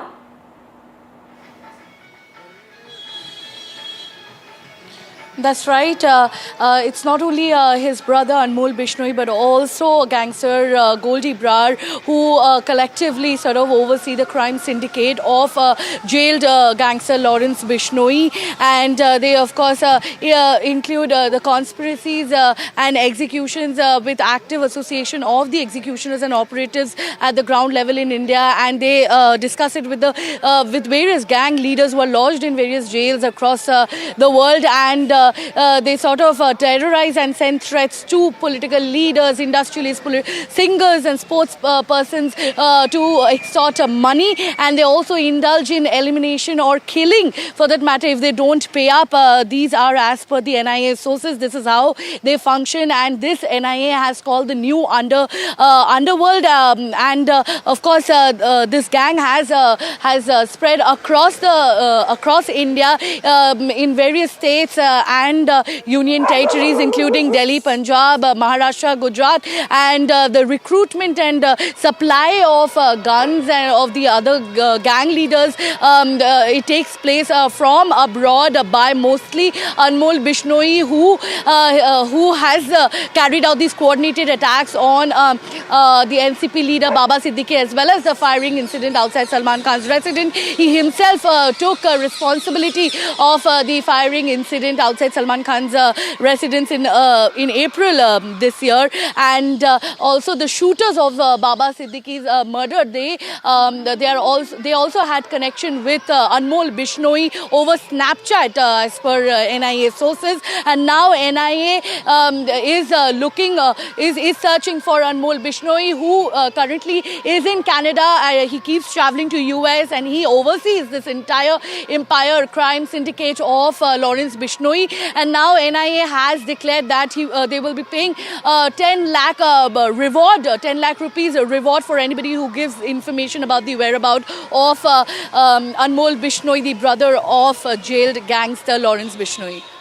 Shreya, thanks so much for joining us with that live update from outside the NIA office. As always, news and updates continue right here on NDTV 24/7. We're slipping into a very short break for now.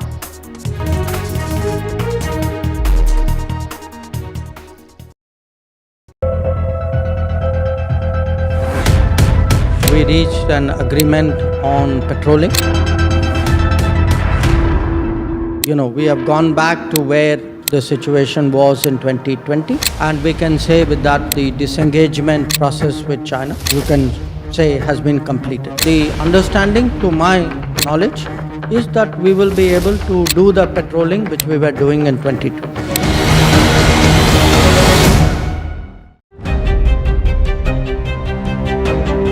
Hello and welcome to India Sense, where I speak with global opinion makers. The United States has made a strategic decision over the last 20 years to move closer to India.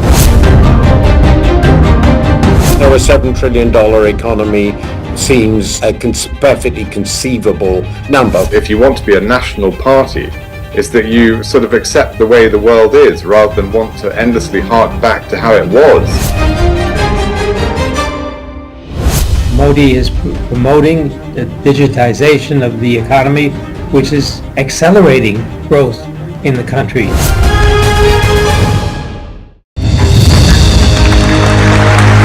I now request the Honorable Prime Minister to launch NDTV World and address the summit.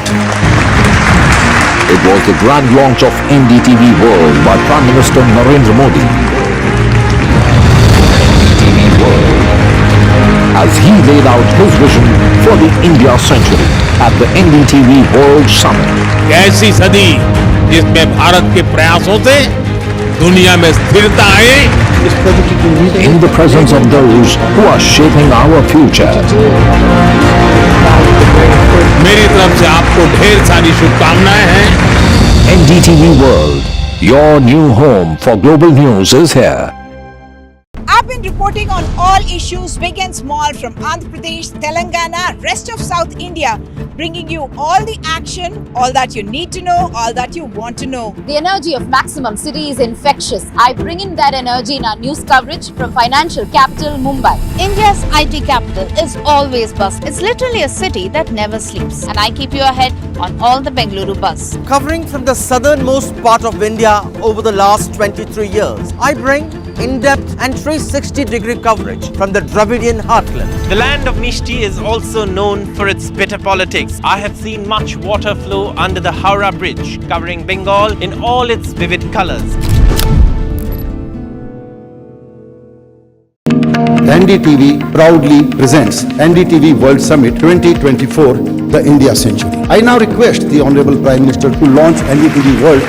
Prime Minister Narendra Modi's inaugural session at the NDTV Summit outlined his vision for the India century, driven by aspirational India. हमारा प्रयास होगा भारत की century सिर्फ भारत की नहीं बल्कि पूरी मानवता की जीत की सेंचुरी बने। The summit brought together prominent global leaders, highlighting India's pivotal role on the world stage. Not just Indians trusting India's leadership, but the global south especially trusting India's leadership. Canada is concerned, I think there are some very specific issues. I think a lot of people know that. Permanent seat on the UN Security Council is something that should be India's right. AI is going to be one of the most important, drivers. It's a very exciting time for India, Indian cinema as well at a global level. NDTV World Summit was more than just a conversation. It was a confluence of ideas poised to shape our global future. Stay informed and entertained with the new and updated NDTV News app. You can watch all our channels live, listen to podcasts, read breaking and exclusive news from around the world and more. Download the NDTV app today.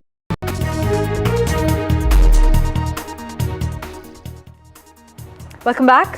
Former Indian women's hockey team captain Rani Rampal announced her retirement, ending a 16-year career. The 29-year-old will sign off as one of India's most decorated hockey players after leading the women's team to its best ever finish at the Olympics, a fourth place at the Tokyo Games in 2021. Listen in. Hockey की queen Rani Rampal और 28 number की Jersey अब आप दोबारा मैदान पर खेलते हुए नहीं देख पाएंगे। रानी रामपाल ने हॉकी को अलविदा कह दिया। सबसे पहले लाइफ का ये सबसे बड़ा मोमेंट भी आपको एक तरह से कह सकते, कैसे ओवरऑल जर्नी की सबसे मुश्किल और सबसे कामयाब मोमेंट को बताइए। बहुत सारी मोमेंट्स हैं सर लाइफ में ना, जो बहुत अच्छी मोमेंट्स रही और काफ़ी सारे सेटबैक्स भी रहे, लेकिन इंडियन जर्सी डालना हमेशा ऑनर रहा है। एंड सबसे पहले जब इंडियन जर्सी मिली थी, मुझे लगता है वो एक सबसे खूबसूरत मैं बोलूँगी मेरे लिए एक पल था, क्योंकि उसी चीज़ के लिए हमने मेहनत की थी और आज उस बात का गर्व होता है कि 15 साल मैंने उस जर्सी को बड़े गर्व से डाला है। आपने 200 से ज़्यादा गोल किए, डबल सेंचुरी लगाई है, आपके सचिन के साथ भी फ़ोटो देखे, आप रोल मॉडल भी रही। आपके लिए कौन रोल मॉडल रहा अगर ओवरऑल जर्नी में देखें 1, 2, 3, 4 नाम? बिल्कुल सर, जैसे जैसे आप लाइफ में बढ़ते हो आपके रोल मॉडल्स भी आप बदलते हो, इन द सेंस कि जब छोटे थे तो अकेडमी में किसी सीनियर को लाइक सुरिंदर कौर, सुमन बाला, जसजीत कौर, सब इंडियन प्लेयर, हाँ सब बहुत साल इंडिया के लिए खेले। सो देवर माई रोल मॉडल्स कि मेरे को इनके जैसा बनना है।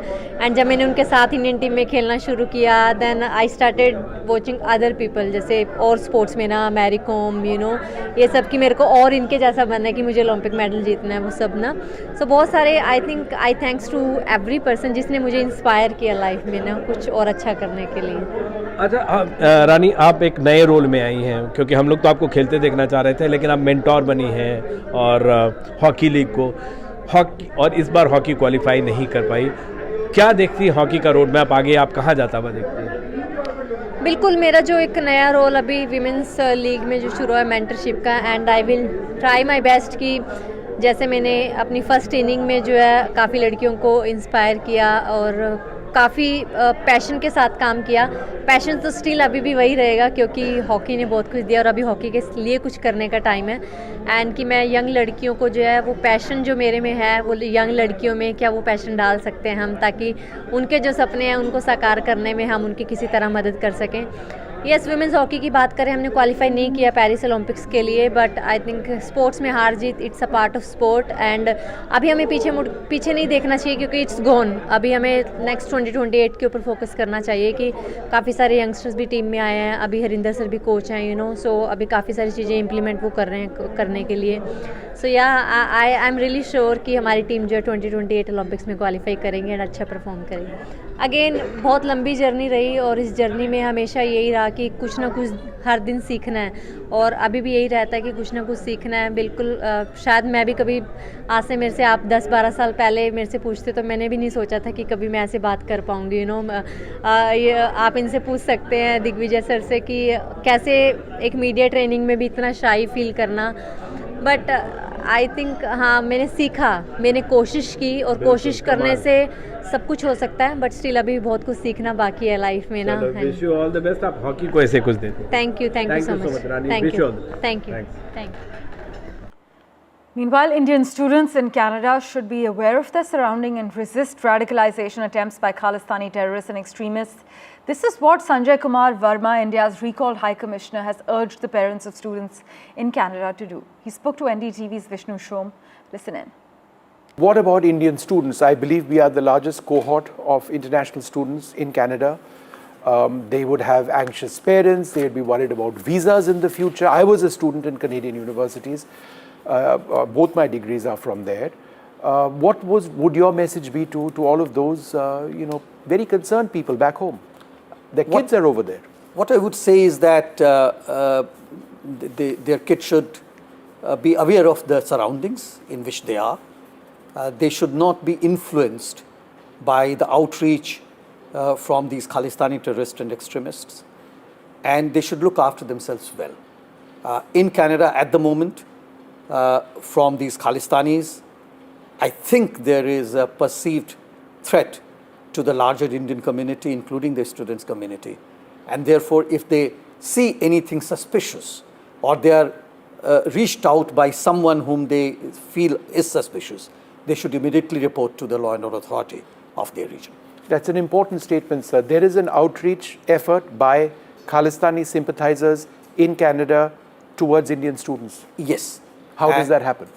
So basically how it works is that with the status of the Canadian economy at the moment, the jobs are not being created and many students would go for jobs which are much below what they should be doing. They are unable to meet their ends.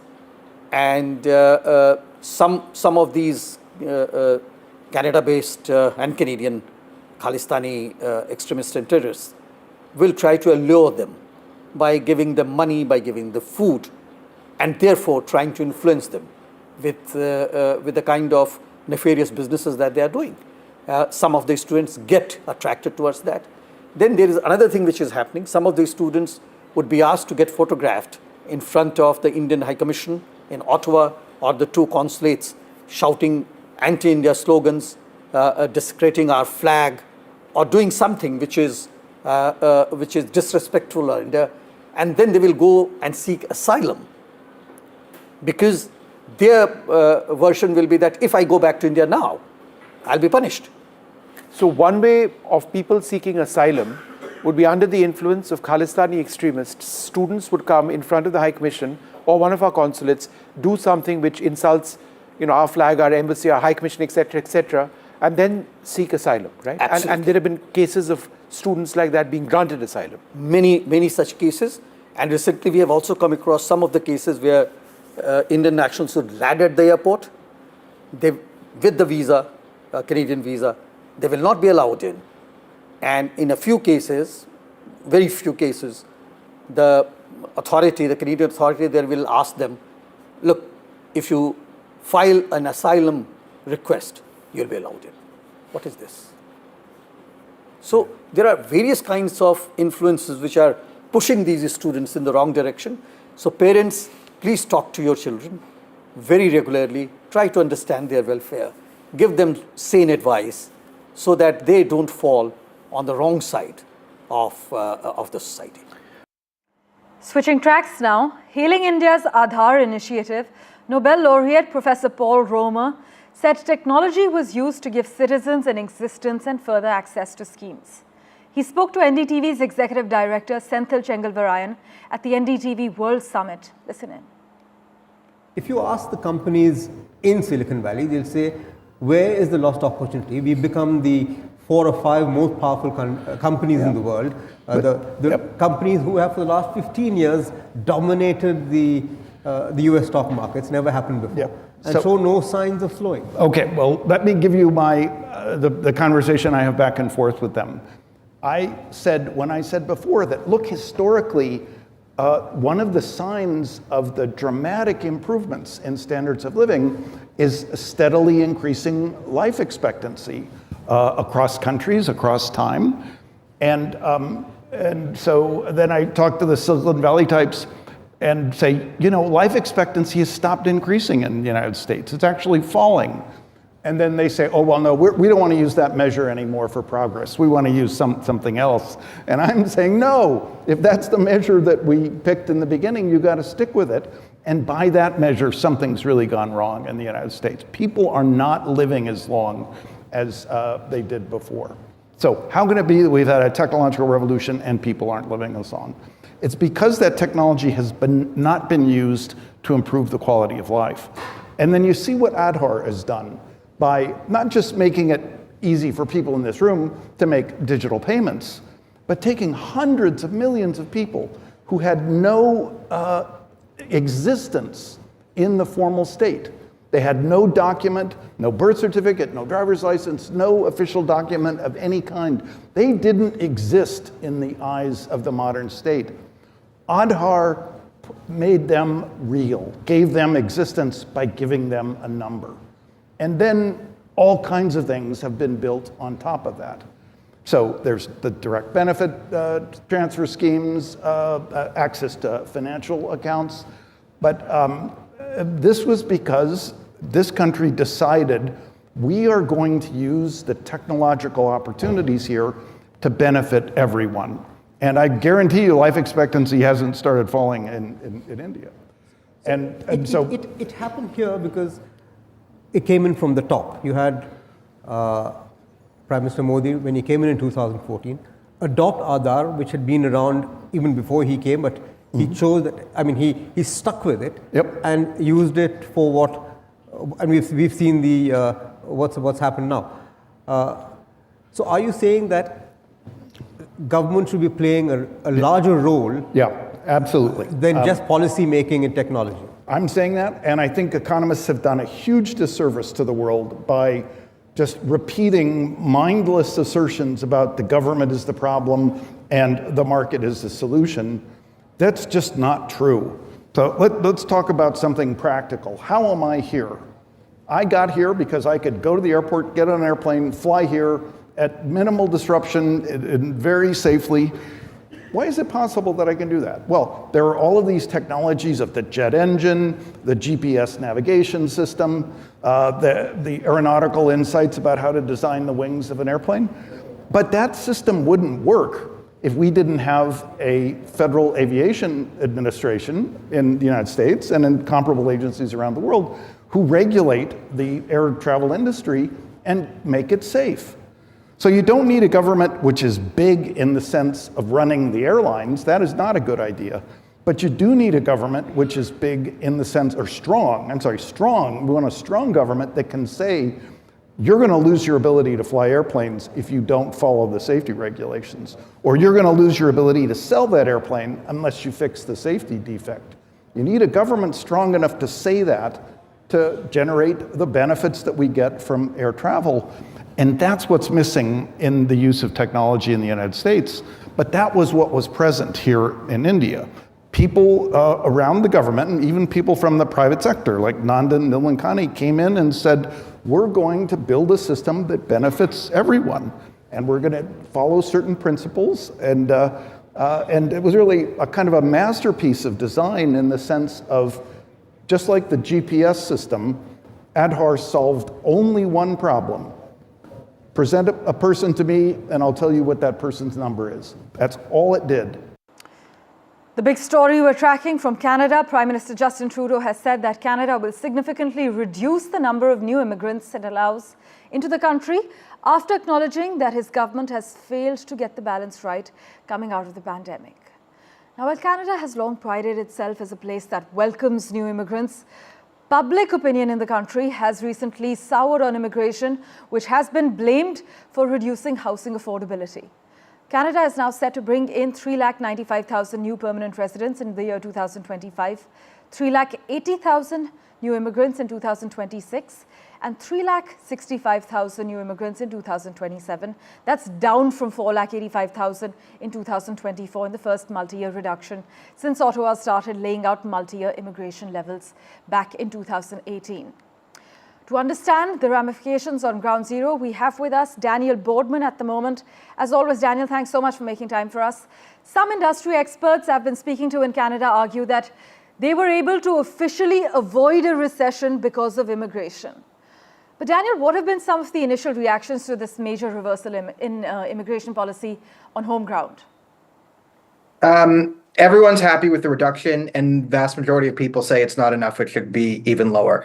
And while it is technically true that immigration did save us from a recession, it made the country poorer by just increasing GDP, but it reduced GDP per capita. So Canada used to be a resource industry before Justin Trudeau. We have tons of oil, we have tons of natural gas, we have tons of lumber, and this is the backbone of our economy.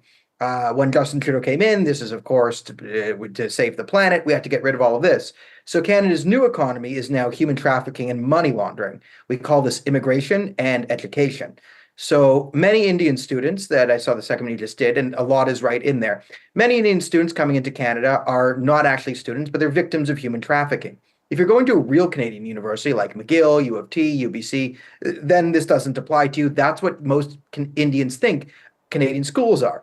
But in the Trudeau administration, we've had this boom of sort of fake schools, diploma mills. Right. So it's like a strip mall. There's a room inside a strip mall, like a place. There'll be 8 schools in that one classroom. They have one online course per week, and you pay $20,000 or $20 lakh to get into that. So Canada's now a human trafficking scheme, mostly from India, and you have criminal organizations on the Indian side and criminal organizations on the Canadian side working together with usually Khalistanis to bring people into the country. So with the criminal organizations, you can you get these families and whatever, you sell the dream of Canada, mostly to kids in the Punjab region, you bring them into Canada. These immigration consultants say, don't worry, you'll be able to stay in Canada indefinitely because we'll cheat the system. You sign something saying you're not allowed to leave, you'll go home after your education. In fact, bad practices in this entire immigration exercise have been brought to the fore and are under investigation increasingly now. Daniel, we have been able to establish through opinion polls in Canada that a growing number of Canadians do think that Canada is bringing in too many immigrants, as you're highlighting. But are small business owners' heads spinning from this change, or overall it's being considered a positive sort of reversal in policy? Well, overall, it's a positive. It's not small business owners. Major corporations are going to be mad because the Trudeau government has been subsidizing major corporations hiring foreign workers, and then it's even the exploitation of these foreign workers increases because there's this thing called an LMIA. Which is like a paper you get to say that the company couldn't find a Canadian citizen to fill the particular job you're doing. Right. So you'll find people getting LMIAs to work fast food jobs. And you can't really make the argument that there was no one willing to work a fast food job in the country, you had to hire an illegal immigrant. But again, a foreign worker. But foreign workers are subsidized, Canadians are not. And foreign workers are also exploited because these LMIA markets are now dark markets where they're forcing these foreign workers to, again, pay $10,000, $20,000, $30,000 just to get that LMIA. So you're going into further debt to get these jobs. So this is where criminal organizations come in. They can subsidize you. You want to get out of this student debt where you're living on a floor with 9 people in a room? Well, join a Khalistani gang, and then you can start doing highly lucrative criminal activity. As you play the thing, it's quite correct. They do encourage students to go in front of the embassies and the thing and wave Khalistan flags and threaten India. claim bogus asylum things. That's another 5K you usually run yourself. So this is the system that's propped up Canada's economy for the last 10 years. It's exploiting people mostly from India, but other parts of the world, getting $20,000, $30,000 out of them, and then dumping them in hyperinflating the real estate market because you have 10 students to one apartment, so you can sort of bump up the rent because you can charge well, the government there says that $7,000 these measures are expected to result in a population decline of 0.2% in both the coming years of 2025 and 2026. But many are still questioning whether it's enough to bring down immigration levels to a permissible level and whether it's enough to reduce Canada's housing supply gap. Thanks so much, though, Daniel Boardman, as always, for joining us on NDTV. Thanks for that. Meanwhile, the German Chancellor, Olaf Scholz, is in India as part of his 3-day official visit, during which he and Prime Minister Modi will take part in wide-ranging talks with a focus on boosting bilateral strategic ties in the areas of defense, trade and clean energy.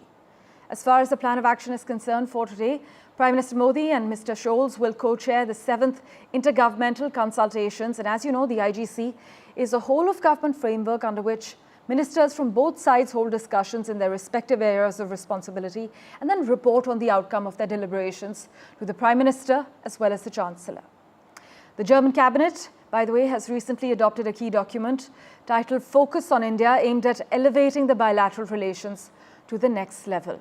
My colleague Mohammad Ghazali has been tracking the German Chancellor's visit very closely. He joins us live at the moment. Ghazali, take us through the German Chancellor and Prime Minister Modi's plan of action for the day. Today, there are bilateral talks which will be held between India and Germany, between the Chancellor of Germany, Mr. Olaf Scholz, and Mr. Narendra Modi, the Indian Prime Minister. And it is more of an intergovernmental consultation group, which is basically the entire cabinet or the key cabinet ministers of India and Germany. They will both be meeting today. Today at 10 a.m. around, the first meeting between Indian Prime Minister and German Chancellor, Mr. Olaf Scholz, will be held. But in the larger context, the relevance of this visit is very important. Why? We know that Germany's economy has taken a hit because of its involvement and assistance to the Ukraine-Russia war. Also, Germany is also looking for a key partner in Asia because of the rising influence of China near the South China Sea and its frictions with Taiwan. And that is why Germany is looking for a reliable partner. And Germany's ambassador to India, Mr. Ackman, recently was quoted saying that perhaps India's entire strength, because India and Germany are have a great coordination when it comes to defense cooperation, when it comes to technological cooperation, technology transfer between India and Germany. And besides that, this particular visit is also focused on how Germany looks at India when it comes to human resource or workforce, to add workforce in its own country. And that is why there have been, as you were rightly mentioning about how the Germany's cabinet has also released the India-focused cabinet, which talks about increasing the visa to Indian students and also to the Indians who want to work in Germany. So these are the key issues which will be discussed between the meeting when Prime Minister Modi and German Chancellor Mr. Olaf Scholz meets today. And German Chancellor Mr. Olaf Scholz is also expected to attend Indo-German Chamber of Commerce meeting today, where more than 800 CEOs will be attending the meet from India and Germany. So that is also going to be the key focus area when it comes to the trade partnership between the two countries. As always, Ghazali, thanks so much for joining us with the latest details. In other news, chip giant Nvidia is deepening its ties to the growing Indian artificial intelligence market. The US firm has announced a slate of partnerships with Indian businesses, including Reliance.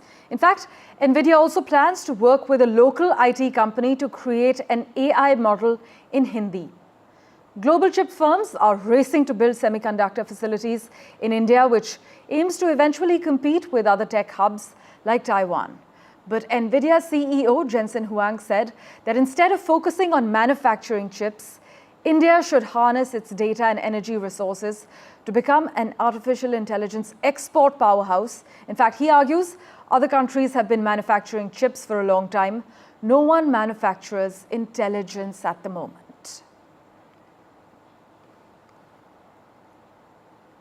Well, switching tracks, Russian President Vladimir Putin has not denied US claims that North Korea had sent troops to Russia, but said that it was up to Moscow how to run its mutual defense clause with Pyongyang and accused the West of escalating the Ukraine war.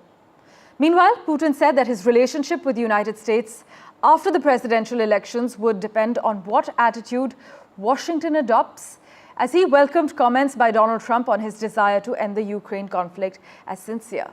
But the Kremlin leader struck a hardline tone, warning the West it was an illusion to think Russia could be defeated on the battlefield and that any peace deal would have to recognize Russia's control of swaths of Ukrainian territory. And for a quick comment on the matter, we have with us Dr. Zakir Hussain from the Indian Council of World Affairs. Thanks so much, sir, for joining us. Now, Putin essentially says the ball is in Washington's court on US-Russia ties. But in the backdrop of A, Trump's criticism of the scale of US military assistance for Ukraine, B, his apparent reluctance to blame Putin for Russia's full-scale invasion, and C, during the presidential debate, Trump's refusal to say whether he wants Ukraine to win the war. At this stage, would it be fair to say that many in Moscow are actually waiting to toast to Trump winning in about 2 weeks, sir? Yeah, of course, since long, we find that Trump and Putin has a close relation, but we don't know that whether this will continue or not, because the way Russia is developing a multi-global network, which has been shown in BRICS in Kazan, this does not suit to the interests of the United States. It has built a wide network with half of the population, and they are trying to dislodge de-dollarization and payments, developing parallel payment system. This is not suiting to U.S. interests, and I don't think that Trump would like this development, because he wants America first and he wants to establish American hegemony. So if Trump comes, I feel that there will be a bone of contention between the two leaders, while at the same time the Korean issue is also brewing up. So both the countries are at a crossroad, and let us see what happens in the coming months and years. Well, the election in the United States is around the corner, and we will, of course, revert to you for regular updates. Thank you so much, Dr. Hussain, for joining us on NDTV. Well, as always, news and updates continue in a moment right after this very short break. Don't go anywhere.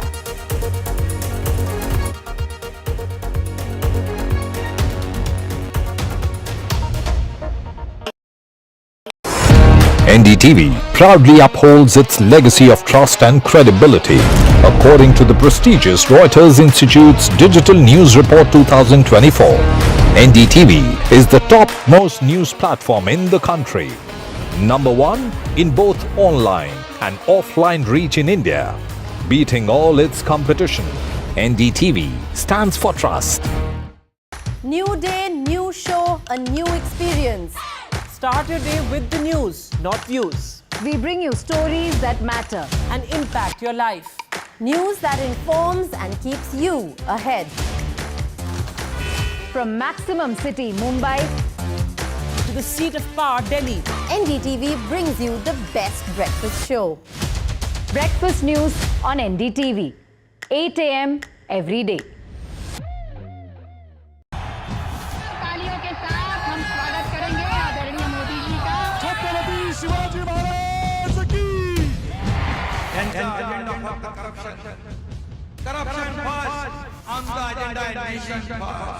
घोषणा आणि जनतेचे पैसे लुटणं. Cut commission आणि करप्शनला आमच्याकडे थारा नाही. त्यांचा परिवारवाद आमचा महाराष्ट्रवाद. महाराष्ट्रामध्ये 1,75,000 जागा रिक्त पण का भरत नाही? राज्याची जनतेच्या घमाच्या पैशाची तिजोरी लुटण्यासाठी हे सरकार आहे. पूर्वीच्या सरकारच्या काळामध्ये निधी देताना त्यांना असं वाटायचं की त्यांच्याच खिशातले पैसे चालले. शेतकऱ्यांना मोफत वीज देण्याचं काम आपल्या सरकारने सुरू केलं.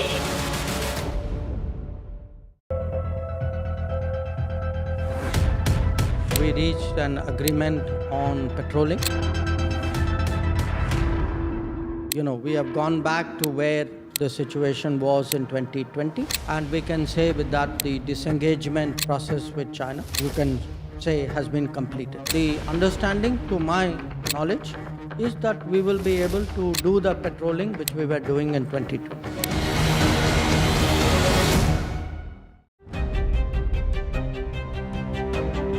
Hello and welcome to India Sense, where I speak with global opinion makers. The United States has made a strategic decision over the last 20 years to move closer to India.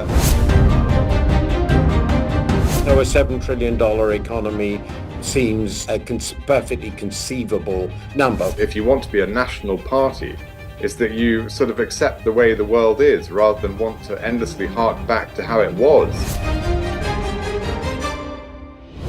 Modi is promoting the digitization of the economy, which is accelerating growth in the country.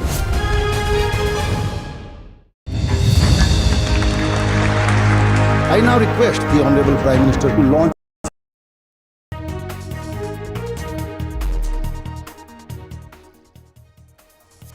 Hello and welcome to watching NDTV. I am Vedant Agarwal. Well, the German Chancellor is in India and he's met Prime Minister Narendra Modi. This ahead of key bilateral talks. Remember, the big focus is going to be clean energy and also strategic ties. India and Germany have been long-standing partners. We'll get you all the latest on that. What's the significance of this big bilateral meeting? All of that and more coming up. First, a quick look at the headlines. Pakistan pushes terror into Jammu and Kashmir as the new government takes shape. Days after External Affairs Minister S. Jaishankar's visit, Pakistan's terror module is back on the ground. In Jammu and Kashmir in just a week, 11 innocent lives lost. Severe Cyclone Dana makes landfall between Bhitarkanika in the Kendrapara district and Dhamra in Bhadrak with a wind speed of around 110 kilometers per hour. The paddy politics peaks in Punjab. This as farmers set to stage protests over no procurement of paddy at the MSP. Meanwhile, the opposition hits out to the Chief Minister. The Aam Aadmi Party government says the paddy procurement is taking place in a pacey way.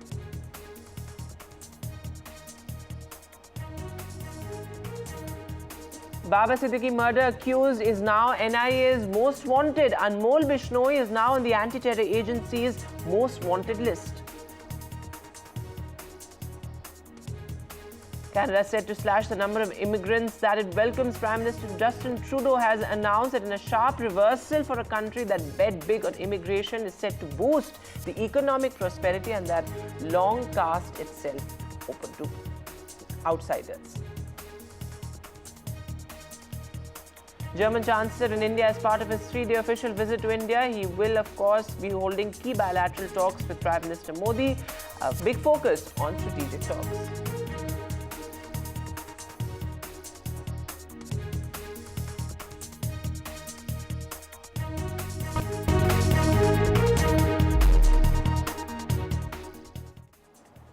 And our lead story this morning, well, the Prime Minister has met German Chancellor Scholz, who is in India as part of his 3-day official visit.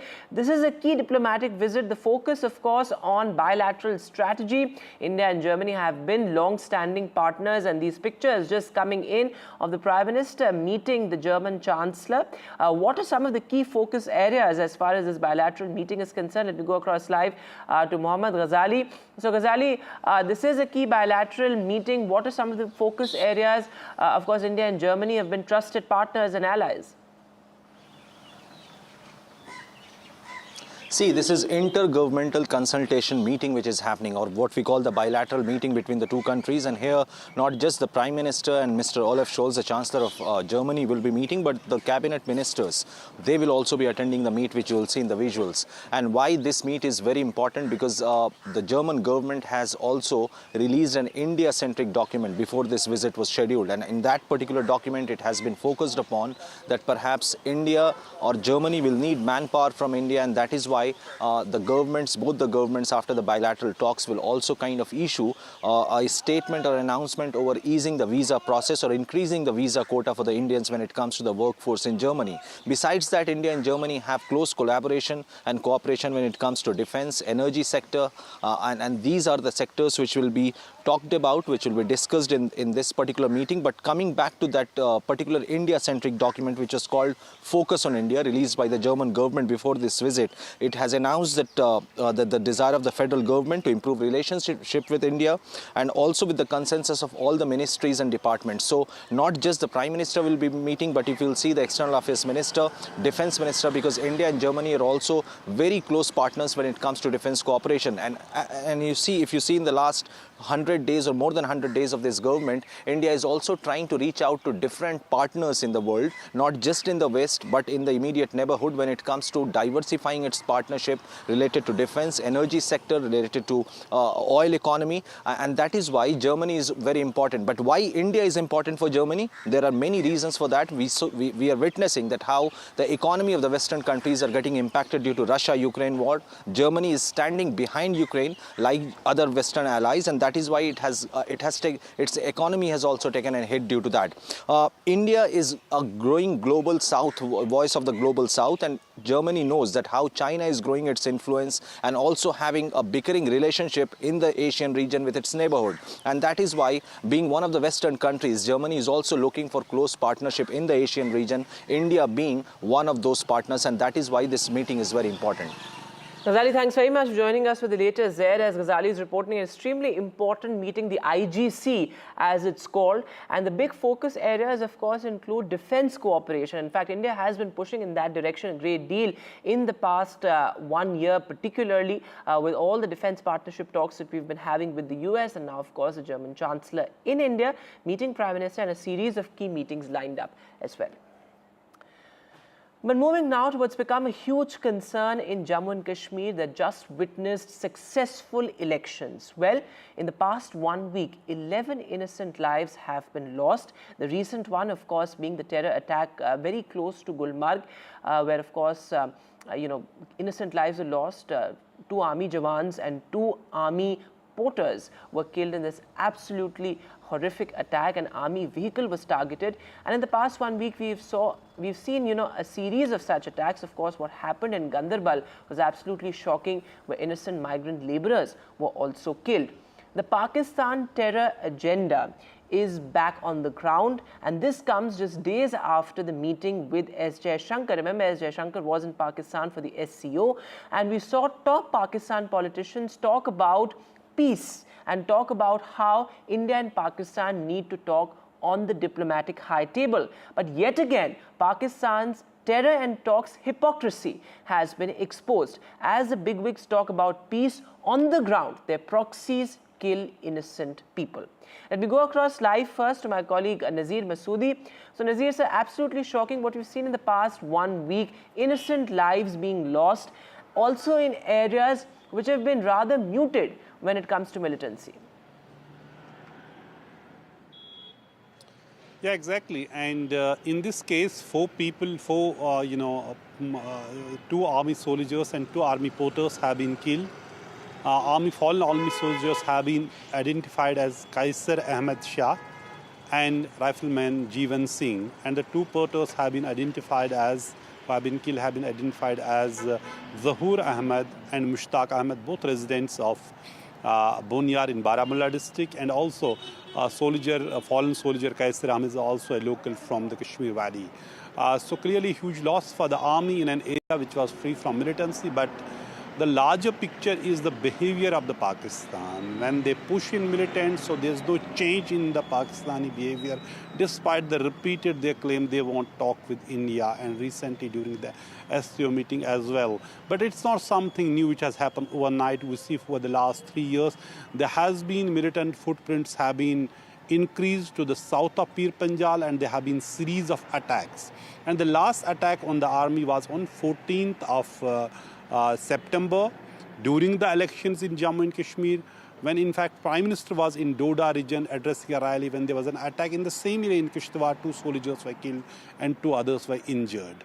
And yesterday we saw when J&K Lieutenant Governor, who is in charge of the security and law and order, was reviewing the security meeting and tells security force to go all out against the militants who have been involved in recent attacks, including attack on these migrant workers, in which 7 people, including a doctor, were killed. So in the evening, we saw this attack in Botapatri in Baramulla district, which is not far away from the Gulmarg. This is a restricted area, but it also shows one thing. The highly trained, these Pakistani militants want to engage army, or they target army in the mountains and the forests as part of their jungle warfare. And then they want to target innocent people like the migrant workers, target infrastructure projects, So to bog down the security structure, to increase the cost of state when it comes to the security deployment in Jammu and Kashmir. So it is a multi-pronged strategy. We have seen Pakistan, and while as we saying, there was hope that now the elections have taken place, people have decisively sent their message. People of Jammu and Kashmir, they want democracy, they want peace, they don't accept the violence. That was the bigger message, and they believe in the democracy, and democracy can deliver in Jammu and Kashmir. Yet we see these attacks. And as far as the security forces are concerned, Jammu and Kashmir Lieutenant Governor has said that he has asked the top army officials to carry out swift action and eliminate militancy. But that is not easy. That is easier said than done when it comes to areas like this where this attack has taken place, in the mountains, in the forest. Because in the past we have seen after almost all attacks, militants have managed to escape after carrying out attacks. But security forces have a robust mechanism here to deal with militancy. There are bouts of violence. We have seen they changed their pattern. For example, when Prime Minister Narendra Modi took oath, third time as the Prime Minister on 9th of this June, there was an attack on a Yatra bus, and then there was it was followed by series of attacks on the army. And now we see, after new government has taken over in Jammu and Kashmir, elected government, we see spurt in militant attacks. Even as the elected government in Jammu and Kashmir has no control over the security and the law and order, it is with the Lieutenant Governor and the central government. But clearly it shows a pattern, it shows the designs from across the border to keep the pot boiling in Jammu and Kashmir. Those are some very important points, Zeeshan, that you are making, that militancy perhaps changing its face, but clear designs of terror from across the border. Thanks very much, Zeeshan, for joining us with that. This, of course, has terrorism and militancy, and its a sudden spike after the elections poses a huge challenge to the newly elected government there as well. Let me bring in my guests this morning. In fact, Yogesh Gupta, former diplomat, is with us. Also, Major General Sanjay Messon, defense analyst. Thanks very much, gentlemen, for being with us. Mr. Gupta, going across to you first. This is something that we've seen with Pakistan for years on end. It talks about peace on the diplomatic high table, but on the ground we see Pakistan backing terror modules, and that has not changed. India has made it clear, terror and talks cannot go together. But certainly that message is something that Pakistan hasn't been able to understand clearly. Yes, it's a little concerning because, we are getting different messages from Pakistan. We had Nawaz Sharif, the brother of the Prime Minister, who spoke in terms of India, Pakistan getting together, talking to each other, trying to resolve problems and so on. And our External Affairs Minister had recently gone there. He had informal conversations with his Pakistani counterpart, and he had also shown considerable interest. And then suddenly you have these terror attacks from the armed forces. So one is really wondering, whether the armed forces and the civilian leadership, whether they are on the same page, or it's back to their games in the past, where the army was always trying to sabotage the initiatives being taken by the civilian leadership. So one is not sure whether Pakistan as a country, Pakistan establishment or government as a country are together, or again we have a situation of division in their ranks. So to that extent, it becomes difficult for India to respond. I think that's an important point of making, and Major General Sanjay come in on this, because in the past as well, we've seen that it's never a direct communication, perhaps, as far as the two civilian governments are concerned. It's always, the military establishment calling the shots in Pakistan, and that has not changed, it seems, given the fact that we still see on the diplomatic high table on various fora, leaders of Pakistan talking about peace in the neighborhood, talking about taking some sort of corrective measures when it comes to terrorism. But on the ground, nothing seems to have changed. So it's still the military establishment clearly that's calling the shots, or perhaps, with some sort of complicity of the civilian government as well. Yeah, absolutely right. Firstly, as regards the Pakistan army and the ISI is concerned, let me tell you, when I was in Afghanistan way back from 2011 to 14, I discussed the Pakistan issue with a lot of Americans who are part of the ISAF. And they used to tell me that they got a lot of Pakistani officers to United States and Afghan officers for discussion and to bring peace in the region. But let me tell you, they were very candid. The Americans and the Afghanis told me that the Pakistan agenda is very clear. When I say Pakistan, I am implying Pakistan army. Their agenda is to destabilize India. And as your spokesman said, Nazir, I think one very good word he stated, the Pakistan behavior. Now, there are two behavior patterns. One is the Pakistan behavior and one is the behavior pattern of the people of J&K. People of J&K have given a very decisive mandate in the elections, and they are for democracy, and this is their behavior pattern. They want peace and they want democracy. Whereas the Pakistani establishment, the Pakistan army, and of course the controlled also the ISI.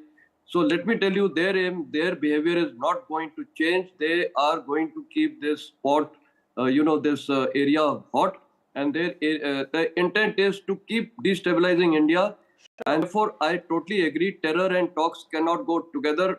I think India as a nation needs to be very firm with Pakistan in every sphere of life, whether it is diplomacy, whether it is the border deployments, whether it is trade, anything. We have to be totally against them, the way we have been formed with China.